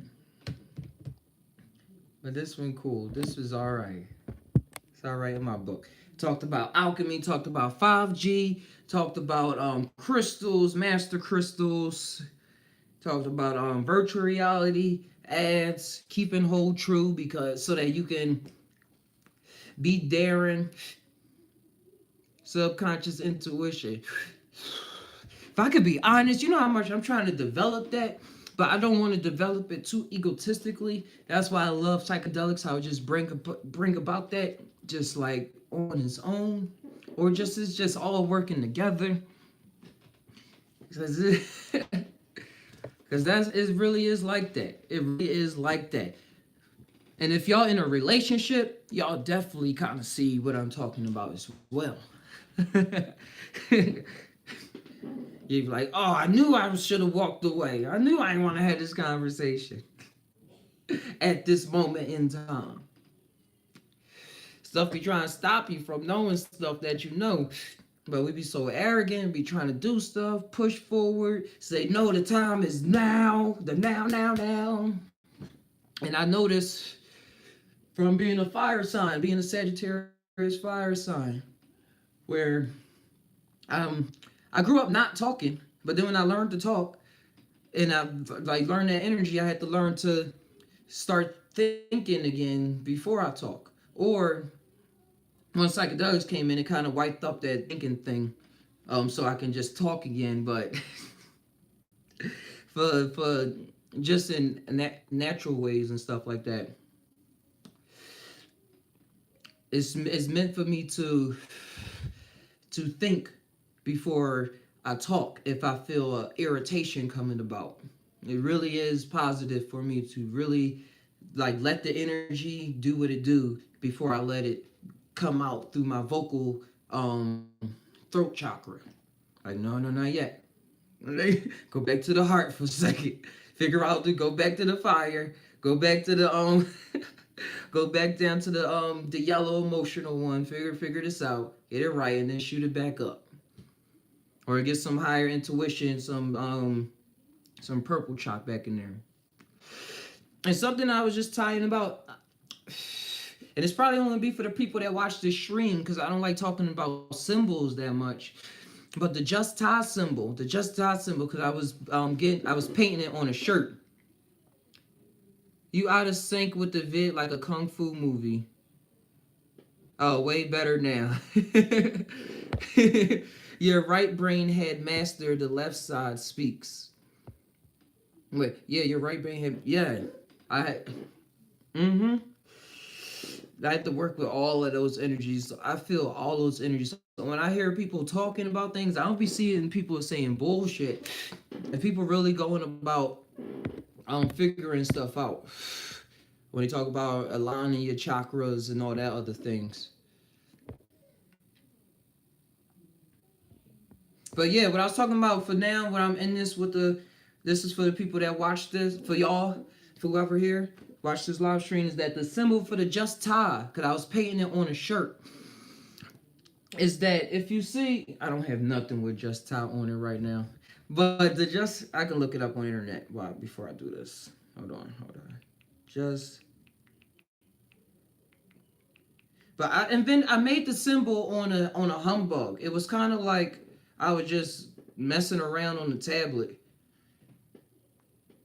Hold on. Images. Let's see what comes. I was messing around with the tablet and I was learning about some things. But eventually the circle means like infinity. That's why everything is wrapped in the circle. It means infinity. I'm trying to pull it up on here. But it means infinity. And you see the tie, what a lot of people would know as the Star of David or the Merkaba, as I call it. The vehicle, here it is. There it is. And y'all see, there we go. The circle is infinity. There.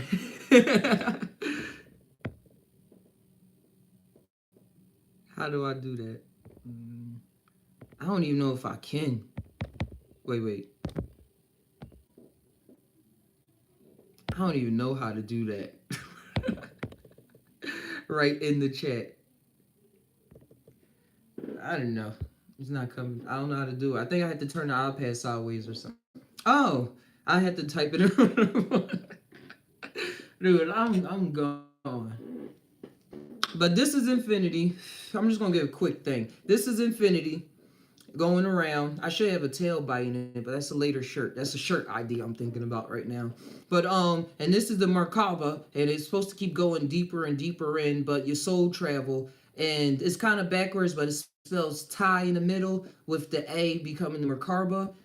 And this is your chakras. That's why I chose the colors, like your heart, your throat, and your top three center chakras. So that's your heart, your throat, and the ajna, the third eye chakra. So that's supposed to be like what the tie is about, moving into your upper chakras, your upper systems, and talking and feeling your heart and stuff and letting it out.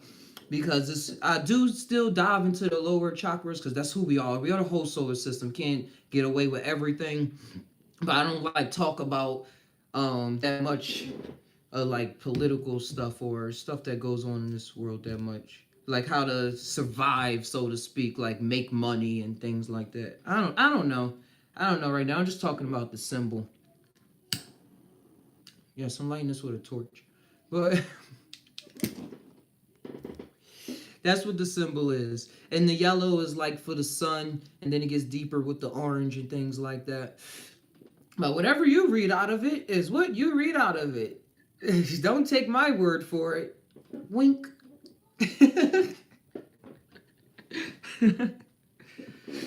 But yeah, that's what it is, guys. And I'm gonna sign out right now. This has been awesome. I'm gonna work on some videos. I'm trying to put together some trip stories of mine and work with the green screen and things like that so I can make it look so I can make it interesting, play characters that was playing along and things like that. I'm gonna do that.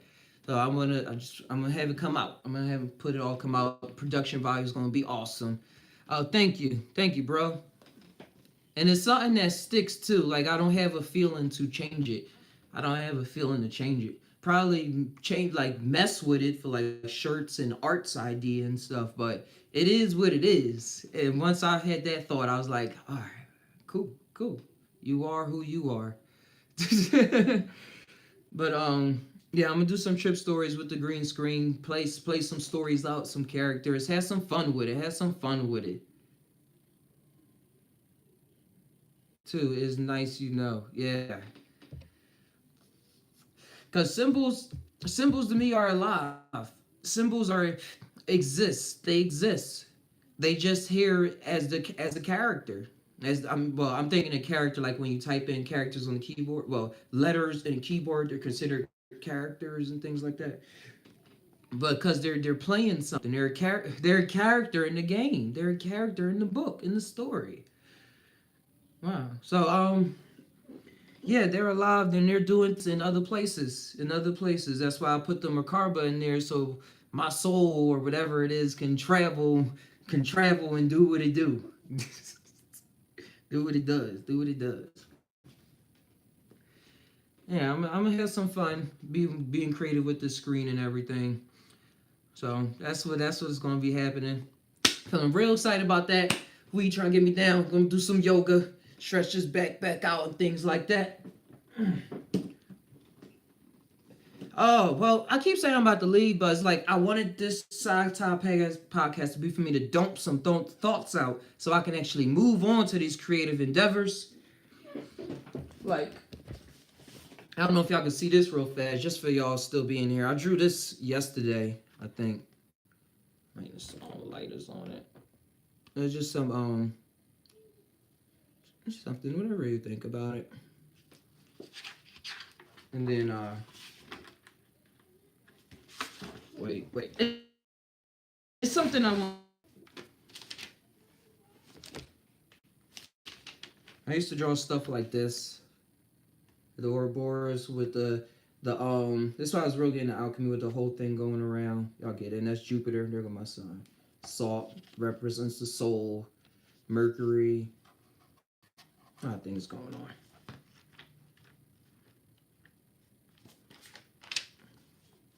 And this was a little something. This was supposed to be like a structure that I was seeing in my mind. Hold on. Oh, look what I found in here. Red Eyes Black Dragon. How long that been in here? Hold on.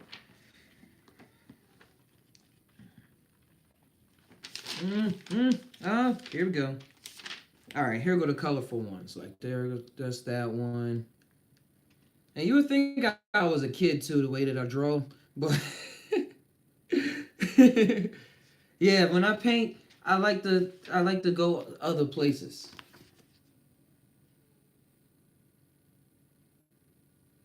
Yeah, it is like a GoPro. It is. And he's like, ah! And this was something else. Let me get my face out of it. I hate doing like this. Like, you see it? Did you see it, guys? See the picture?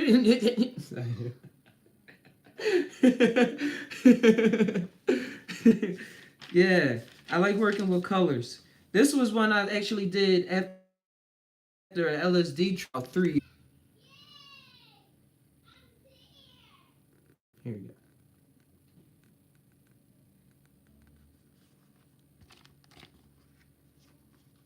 Not in 4K in front of my face. Look at that. But that's how I be feeling. Like this was a tree smacking down on something and it just creating all these ripples. And this was something, it's a lot going on. It's a lot going on. But that tree wasn't too happy, dog. The tree was not too happy. Hold on. Look at me showing off this journal.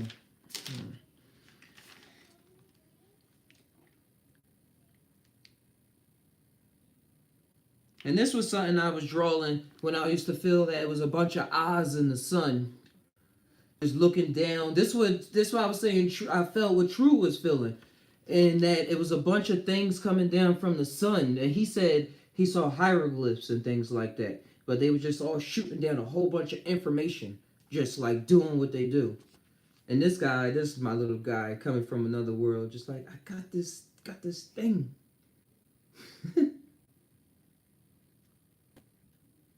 Yeah, I remember this day. And why did I wrote WTU in there, but I don't remember why. I do not remember why. Why? Oh, why? All right, I got one more. I think I should find one more.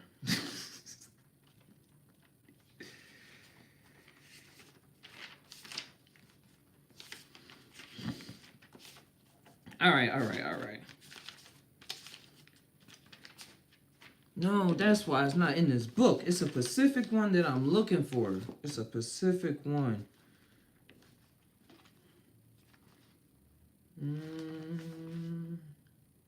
This is one of my characters for the book that I'm working on. This is a real special preview. His name is Tussle Tulave. And those are the symbols that create them, like life and death. And it's got the sun and the moon and things like that. I redrew this on the iPad. I should share that image. That was my background for I started working on the book a long time ago. But it's just, I see that in order to be as creative as you want to be, if you don't want to be working through so much pain, that is, or it's still a sense of pain, but it's not the same kind of pain. It's not the same kind of pain. You got to clear a lot of stuff out. Clear some stuff out. And then when you want to be creative, that thought won't have to go through so much garbage in order to exist. It can just be like, I'm here. Like a Leo.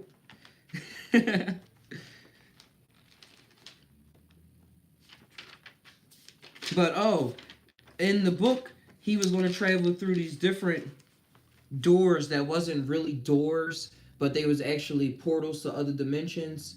And I had ones like this was to the earth realm, this was to the fire realm. And no, that was the earth realm because it had a triangle. It was a lot of stableness. And that was the fire and things like that. But I'm just ranting about a project that I was working on.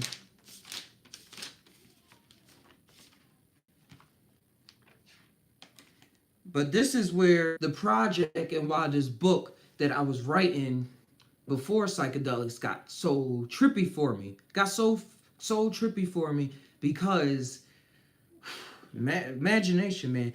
I was writing that he found a spinning top. And I had a lot of time doing technology and stuff, so I was just trying to write. And I was looking up stuff about sacred geometry. That's how I came up and was drawing things like this. And Metatron. Some people actually meet Metatron. So I find that pretty awesome. But it was called, this one of the prototype covers called Two Roses and Some Cereal. That's what it's going to be called. But he finds this spinning top. This is I wanted to see it laid out in 2D and I folded up in 3D and things like that. And I was saying it spins around. But when he spins it, he was able to go to another dimension. But he had to create a spinning motion with it. He ain't learned how to do this till like chapter 5 or 6. At first, he just thought it was a cool stone and that he found when he was in the park, so he keeps it in his pocket and things like that. But he starts having these weird adventures of with a so-called monster that lives under his bed. It's like supposed to be like a kid's kind of book. But he goes through all these adventures and he doesn't really get to see the person, the monster for a while. He just hears it as a voice like saying, here, come, yeah, let's do this, let's go, yeah. But the more he explores the realms and stuff, the more he's able to the more the actual person starts to materialize that he talks to. And this person comes to him in different forms in every chapter. His name was Kusafin. I just ran through it. His name was Kusafin. And at first he was like gonna appear as like some kind of snake or something like that. And at one moment he was gonna be an owl. And another time he's gonna be a salamander. There's gonna be different things. I still do. I keep saying had. I'm looking right at it. I have a lot of notes and ideas for this story that I'm sharing with y'all. But I had the list of all the characters he was going to change into because they wasn't mentally strong enough to material. For some reason, as I think about it now, I'm adding all this extra backstory to it. But when I was writing it, it was that's just how it is. They wasn't able to materialize his formation yet because it was just too much. It just wasn't time or something yet. But then after a while, they were able to, and things was getting cooler and cooler. But where is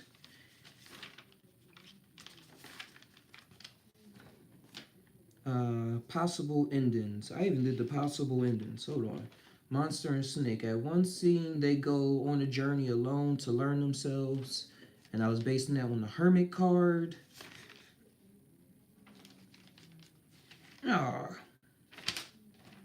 Oh, here it is. It's on the first page of the book. Snake, Owl, Salamander. It's on the first page of the book. In the first one, he appears as a snake. In the second chapter, no, one that brings them explains language. Oh, I wrote a lot of stuff. It says Kusafin at first brings them and explains this language thing. And then he appears as a snake, a owl, a salamander, a two-headed eagle wolf, and then I put a question mark or dove, white mini elephant, a wolf, and then a white swan. Every time they go there, he disappears into an old but useful man, but not till third chapter when they learn how to use their inner will, which is normal will in this world because they already left physical body. I'll be tripping. It's like, I find this very cool. I find it cool. Just that a lot of people like artists out here just got to build up that self-confidence and talk it out with people so that we can, hey, have the courage to do these things. Like, go forward. Go forth and do. Go forth and have all our energies combined and get it out there. And you're well saying, yeah, the dove is peace and the wolf is freedom.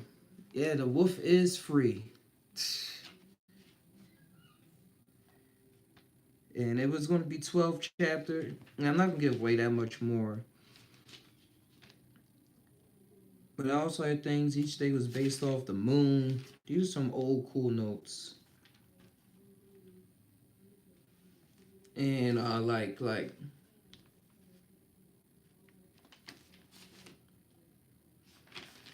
and why I was so hype about the Tesseract and the spinning and everything, that's why I even got into this. Why I was so hype is that I was learning some things about Tesseracts and things like that, and Tesseracts. And I named it something like that. And I saw the movie Wrinkle in Time late, like years later, when it finally came out. And I was like, yo, this movie is so like, it's so cool. It's so cool because it's kind of what I was hinting on, but still, I got something else. Yeah, I'm gonna do it, you I'm gonna do it. It's already done. It's already done. Already done. So mote it be. But yeah, that's what it's on. That's what we on. It's called Two Roses and Some Cereal. So we all love cereal and roses.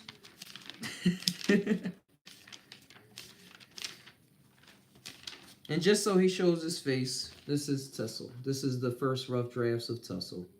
I don't know so much about the sister. She ain't gonna look like that. But it's just a rough drafts. He has like doggy type ears and things like that. Ruffy type hair. Yeah. That's how it is. And he even has nursery rhymes too. He exists in the nursery world. Hold on, because y'all will really find this trippy. Y'all will really find this trippy, guys. I'm so serious. Hold on. I just can't believe I'm reading this, but I think I talked about that one before. But I actually have the book. I actually have the book this time. Hold on. There it is. But this was him going to different, no, wait, I'm all over the place right now. With the Tesseract, what in the...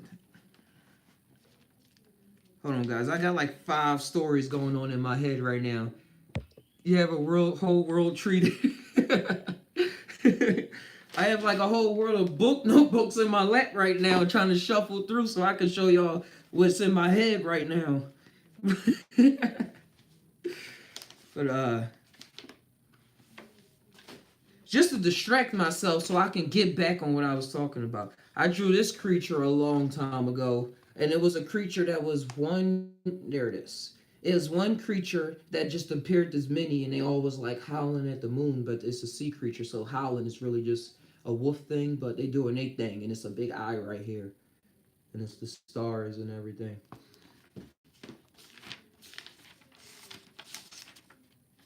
But, gosh, what was so fucking trippy about this? There was some aspect about it. Oh, the weird thing. Yeah. Okay. That's what it was. I was caught in the back of my head on if I actually wanted to read it or give a synopsis or something like that. Oh, wait. It just said low battery. Let's put this on the charger. Right quick.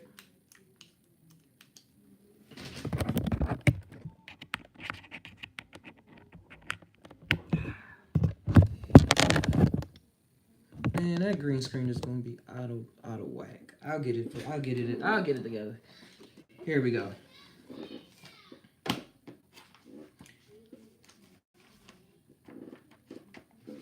Where is it? That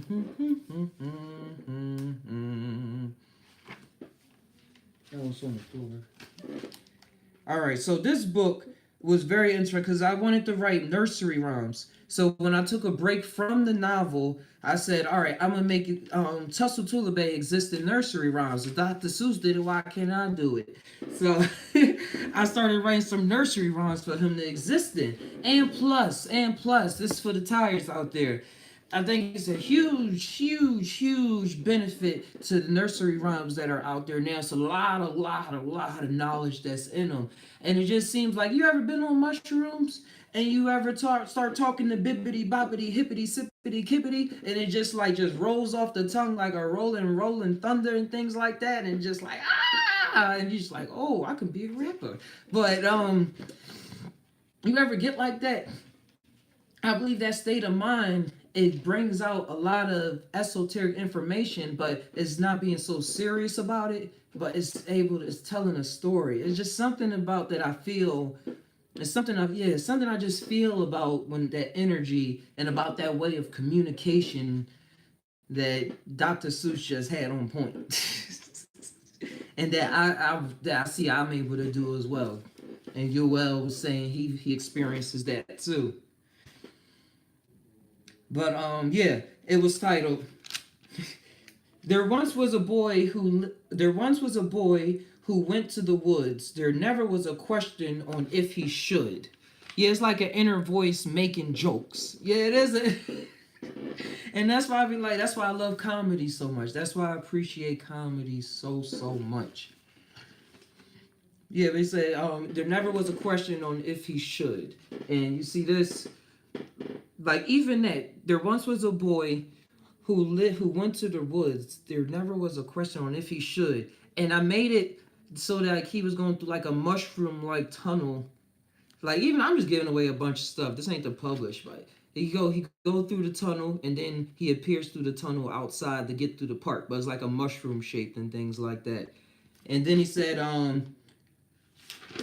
across the busy street, a big old oak tree did he meet. And this part is actually based off my personal life. Because I grew up in a city where I had to cross this big street and get to this other part too. AI too, they can but never ask themselves if they should. I think Elon Musk said that. But they never ask themselves if they should what? I kind of jumped off right there. And this was the big old oak tree. Just another rough draft. Big old oak tree did he meet.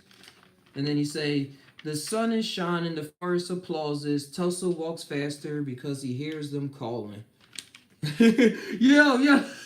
That's why I think I keep it like, yo, I'm just getting a quick preview because unless Disney want to hire me and contract me. Rocks at his feet is all different shapes and sizes. He stays on the path, awaiting his surprises. The birds are chirping, but where do they come from? There are so many trees, he feels he should run. Below in a hold, a peek at the sky as the sun rays pierce through. A red robin flies by his eye. I'm gonna give you these quick previews. Oh, what a wonder, oh, what a joy. That's what Tussle screamed. This is better than toys. Oh, what a splendor as he jumps in the air. Oh, here's a noise. What is that? Over there. It's the sun like humming at him and stuff like that.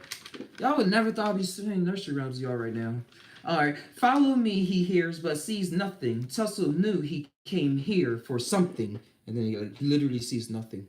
He sees the word nothing. But... A beautiful blue jay lands his way, and he just beheld it as he knew not what to say. And it's like... She looks into his eyes, and he flies over a bush and up a hill. Tussle follows to see what more is there to be revealed. Follow to see what more is there to be revealed. As all is still by the forest's will, Tai'ers feels as though his fate has been sealed, but still he climbs ever the more to find the beautiful blue jay he saw soar.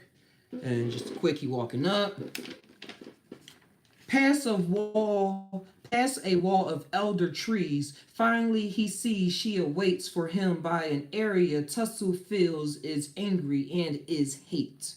And like, yo, them trees, man, them trees don't be playing.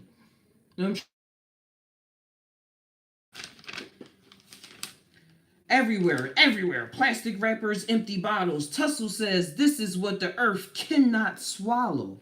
And then it's the earth literally trying to swallow some shit.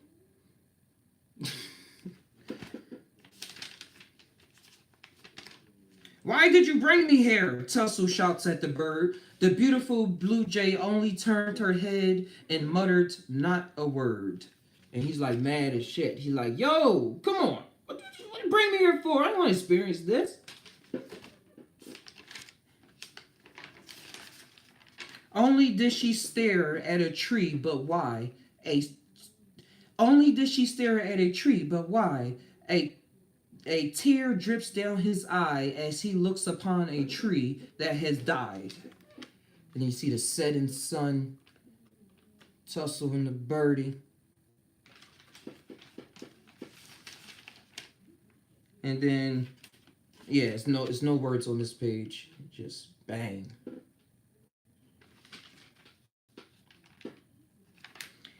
And the words. Oh, I lost the words to the next page.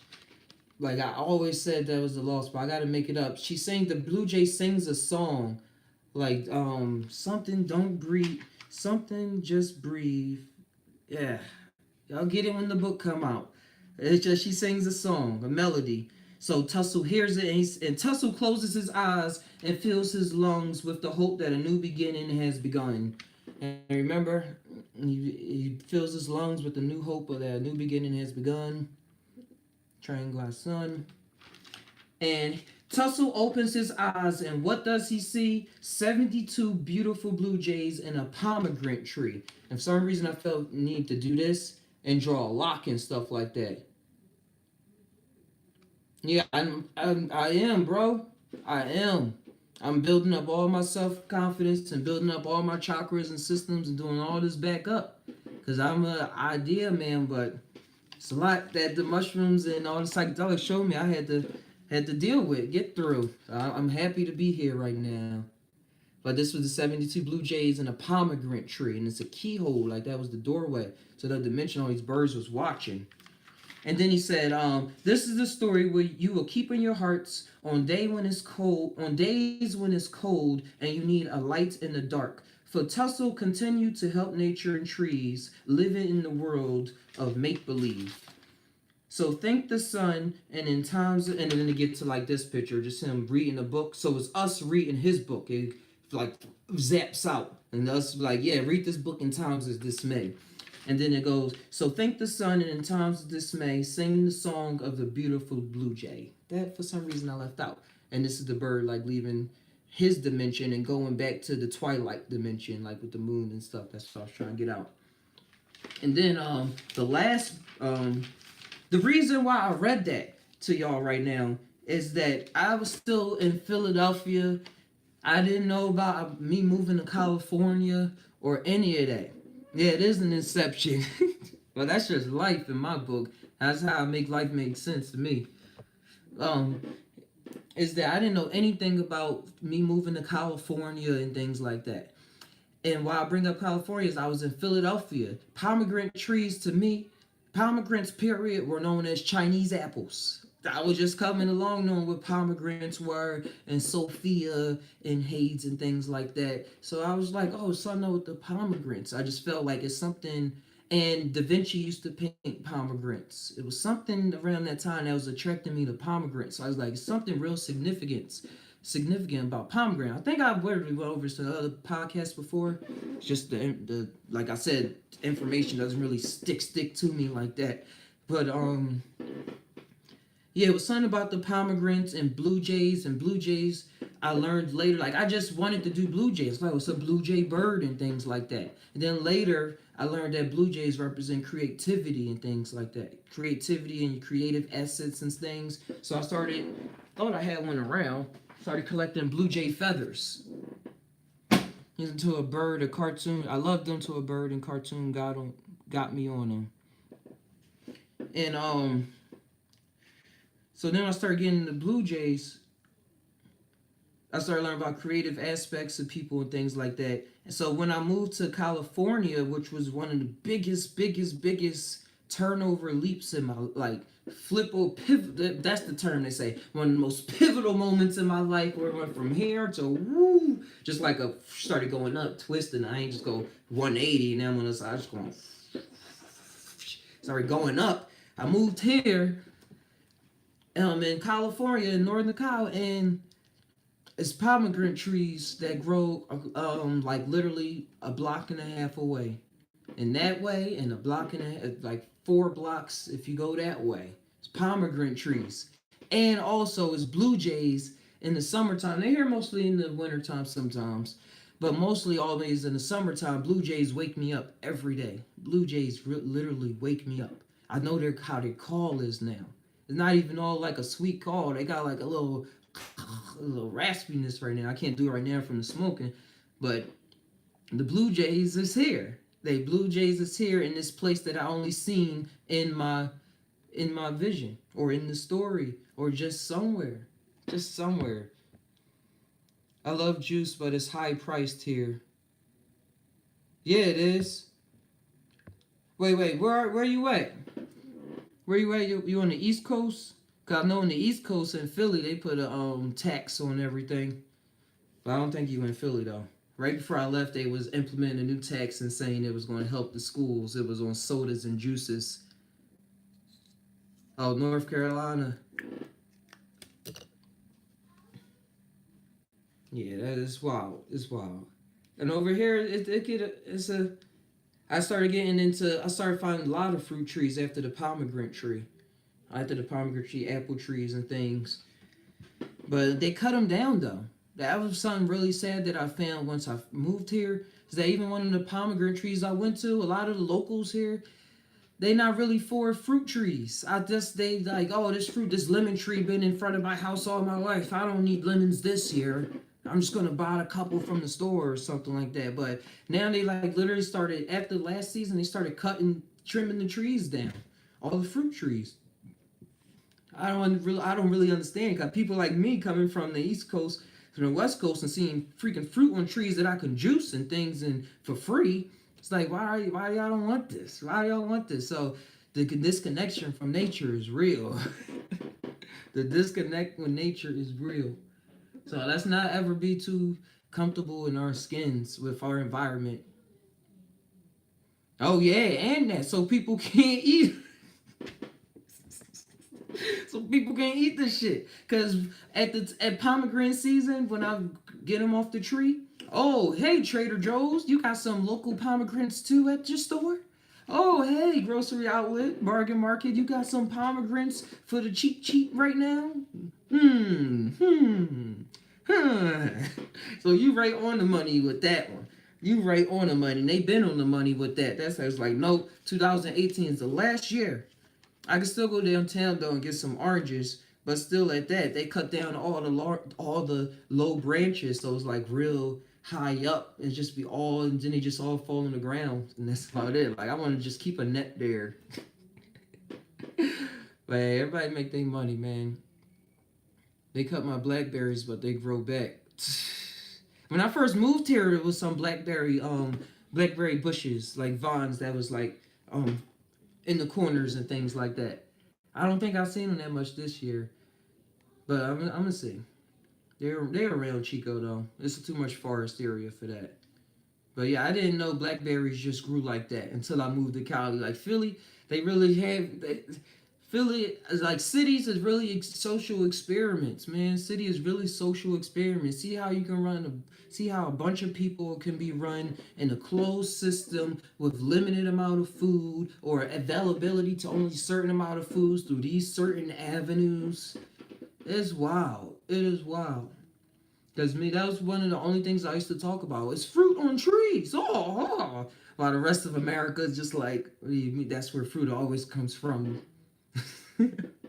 I thought it came from the grocery store.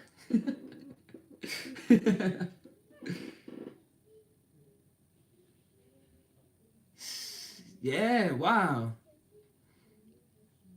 They won't let you grow nothing over there. Nothing. And then in America, they make fun of you if you want to start growing your own vegetables and stuff in your backyard. Like it was, and I'm telling from like the most extreme though, because I grew up in the projects in Philadelphia, but we still had a kind of backyard, and I was like, yo, mom, we need to grow some vegetables or something back here, and the sun in the ground here, you know, the sun in the ground here, you know. And I was telling them, yeah, we need to grow some vegetables back here, but if it's not done, your neighbor and stuff not doing it ain't done. Even though a lot of Vietnamese and Asian cultures in Philadelphia, you'll see that they do plant a lot of they plant a lot of cabbages and peppers. They mostly plant a lot of peppers, but they do have their gardens. They do have their gardens. There's no yard garden unless hidden. I was lucky to have the place where I was at, even though it was the projects. I still had a backyard. But most people was living in high rises and things like that. And even where I'm at now, I'm lucky to have a backyard because if you don't have a house where I'm at, it's either like real nice houses or is apartments. And then there's like a lot of one-story houses in between and things. But most of the apartments around here, you don't got no backyard. You don't have no backyard. But I do, so I tried to garden last year, but I'm building those techniques up. No sticking step. It is a skill that they're not trying to teach you, unless you go to school for agriculture, like really go to school for agriculture, or really know a planner, or do your research, or just really do trial and error. Just do trial and error, and wanting to do it, and having the energy to go through that trial and error, you'll have some kind of garden. I'm thinking mushies and buckets, log edibles, not magic. Yeah, I'm like lion's mane and things. People be growing shiitake mushrooms out of logs. I wanted to try growing some shiitake mushrooms. You can grow some shiitake mushrooms out of logs. They expensive, but they're so healthy for you. They're so healthy for you. All the gore. I'm getting this from Paul Stamos, but also from personal experience and other people like Richard Burks. Um, and that's that medicinal mushrooms. The mushrooms, the gourmet mushrooms that you see at the stores, oyster mushrooms, shiitake mushrooms, and some other ones that's slipping by my mind right now. They're actually very, very medicinal and very, very help your brain, cognitive thinking, help repair cells, help your immune system, so you're not getting you don't need to get the flu shots and things like that. That's why. But it's more than just the Kremlin mushrooms. And according to Paul Stamos, he was saying stay away from the portobello mushrooms. And he couldn't even really talk about it on the Joe Rogan podcast about why to stay away from. Yeah, reishi cordyceps. I said cordyceps. I think I said it right, cordyceps. But I do reishi mushrooms. I don't usually hear the other part of it. Reishi. Turkey tail mushrooms. That's the one I was missing.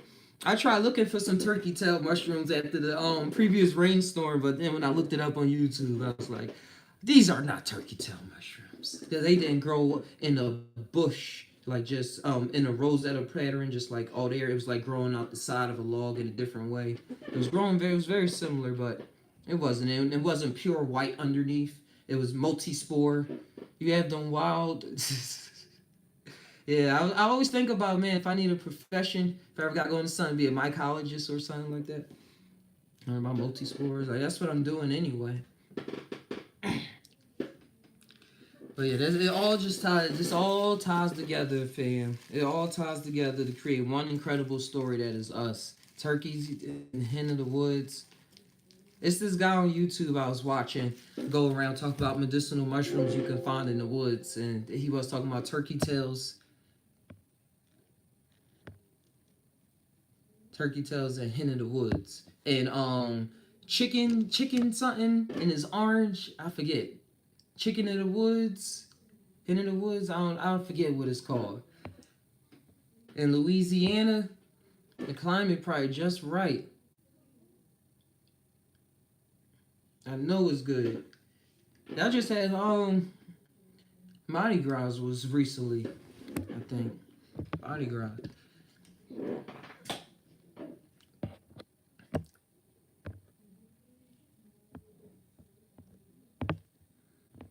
But yeah, that's how it is. These medicinal mushrooms are really helpful to us. Are helpful for us. Just try them out in your diet, see what happens. And there are some supplements out there too. But I want to try to stick right now to trying out the raw form. But I know it is some things we can buy out there that like put a bunch of mushrooms in one. Or when I head out to the one of the stores, the local stores here, grocery stores, they have it in tincture form. They have a tincture form, but I don't really know that too much about those. So I don't really want to tell y'all to go and do it, but it is out there. It is out there. They got it in supplement forms and things like that. But it costs like $30 for like a little bottle and things. So it gets really expensive. It gets expensive. But there's people out here that know this information, and I'm going to learn it too. When it comes down to science and health and body, hey, I'm not going to just escape. It seemed like escaping totally into hyperspace though and things like that is contrary to popular belief.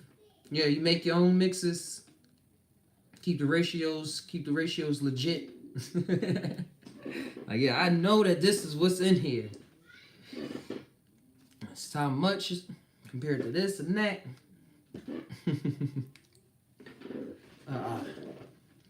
But yeah, I was saying, jumping out, contrary to popular belief, it don't have you forget about your body.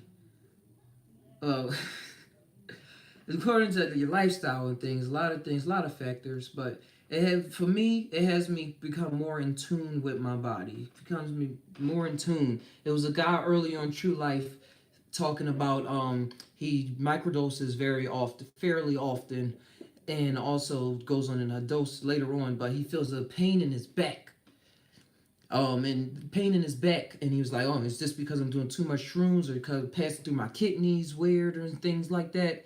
But for me, in my reality, I experienced this myself in the way that because I microdose fairly often. It's on and off. Sometimes, it's fairly often. I feel like going to deets, but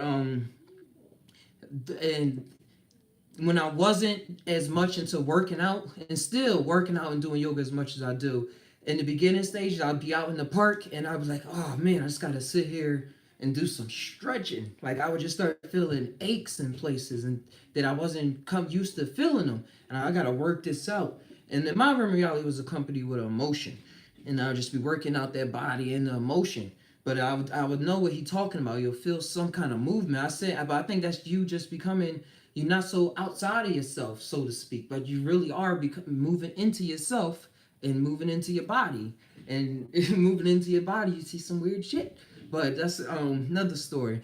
But I was able to move out and do yoga poses, and yoga poses always came to my mind afterwards. Like, whew, I just put in some kind of cheat code for life, and now I worked out that back pain, and now the rest of the day is going to like go on a little better.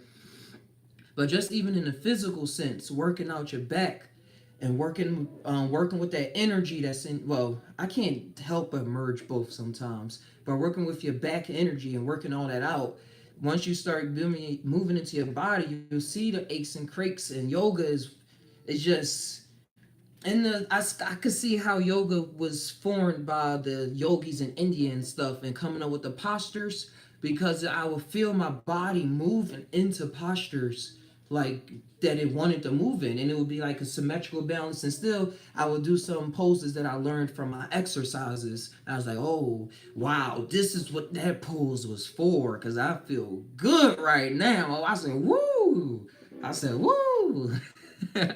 I feel good. So doing the yoga out by the water, it was really like helping on my back. And I grew up with bad posture. I grew up a gamer, even worse. I grew up like this. I can't even really do it, but I grew up like this, like looking up like that. There we go. Like that even just cracked my neck trying to do that. So I really know what I'm saying, where I had to really work it out, and this is taking a couple months. Now it's like I get this extra crack in my heart chakra chest, like even in my back, I can hear it when I croak out like that, and I didn't used to be able to do that. So I see this all when you hear people talking, open up your heart center and all this loosey goosey hippie talk. They talking about a loosey goosey talk, like in a way that you don't really pay attention to, but it is something. It is something there. It is something there. Like doing the tree pose and things like that, and opening up is wild. It's wild. I get body moves means like Hindu people too. Yeah, it's just like, and when you let it go, you just let it go, man. And in the physical sense, it can help us out in the long run to maintain our bodies and everything, because your body needs to stay flexible. Your body needs to be able to move around, or it's going. That's why a lot of old people have back pains, walking with canes, wheelchairs, all these other Alzheimer's, and all this other sicknesses that's coming out. It's because we got to work it out. We got to literally move around and bend their bodies in ways so you can release some shit. Release some shit. That's what. Release your shit. Not even some shit. You realize it's your shit. Once you move into your body, you realize you're dealing with your shit. It's no longer nobody else's shit. It's yours. It's for you to deal with. And it might not be worked out with right at that moment. And that's what I was learning, because a checkpoint in my yoga thing is that now I'm able to do hold a back bend. I'm able to do back bends and stuff now. But before I'd be like, yo, don't pull my back up. My back don't move like that. I'm scared. I got some fear. Don't no. I'm talking about my girlfriend trying to help me out and stuff like that. But now it's like that's the checkpoint. I feel overall when It's not even about what I feel. Even if I just look back, I can see where I was then and where I am now, emotionally and self-confidently and all that other stuff. And how I'm able to process my pain so that I don't take it out on other people or take it out on myself and create undesirable situations down the long run. So that's how it is. And pay attention to your bodies. Love yourself. That's what I see loving yourself is really loving yourself, taking care of your body, whatever you're breathing in, all of that stuff. All of that stuff is your diet. Your diet is not just your food. It's what you're breathing in. It's everything. Because it's all going in. Your food, what you drink, all of that. So, and when you open up more, you're able to breathe in a lot more deeply. A lot more deeply. Like, like, really. Like, really, when you do that, you're able to breathe in so much more deeply. And I believe that comes with having more control over the thoughts that's in your mind, over you. You are your thoughts, over your mindscape that you're creating. It's not so sporadically and so much anxious and anxiety and this all up in there. Like, that's my story. Yours could be different. If yours is different, let me know in the comments. But yeah, I'm just talking. Whew, it's been cool. It's been alright. But yeah, guys, let you do what you do. That's the message I'm gonna leave out. It helps the natural flow. It helps the natural flow. And then, yeah. And you want to start off, earlier than later. Earlier than later, because you don't want to be old. Well, even you see a lot of old people, man. Just know, even if you're 30 something, don't say, oh, that's that young millennial stuff. 40 something. If you're 30, 40 something, don't say, oh, that's that young millennial stuff. Because it's old people doing it and it's millennials that need to get aboard too. But yeah, great stream. Great stream. Thanks for tuning in. You well. Thanks for tuning in, Richard. Thanks for tuning in. Thanks for tuning in, Sahi. New person. Thanks, man. This was cool. Came with the questions in the from Sweden. I was like, yo, I know you're from somewhere across the water. From Sweden. That's awesome. And there was one more. It's not letting me go far back. But yeah, that's how it is. It's been awesome, gang. All right, I see y'all. And just know, guys, leave y'all with this. We all tired, but do we really tie? Sometimes I don't know, dude. Sometimes I really don't know. Until next time, tie always, and don't be afraid to talk that tie either. Like this video, subscribe. Check me out on Instagram. I'll be posting stories and things, and I just be going randomly live on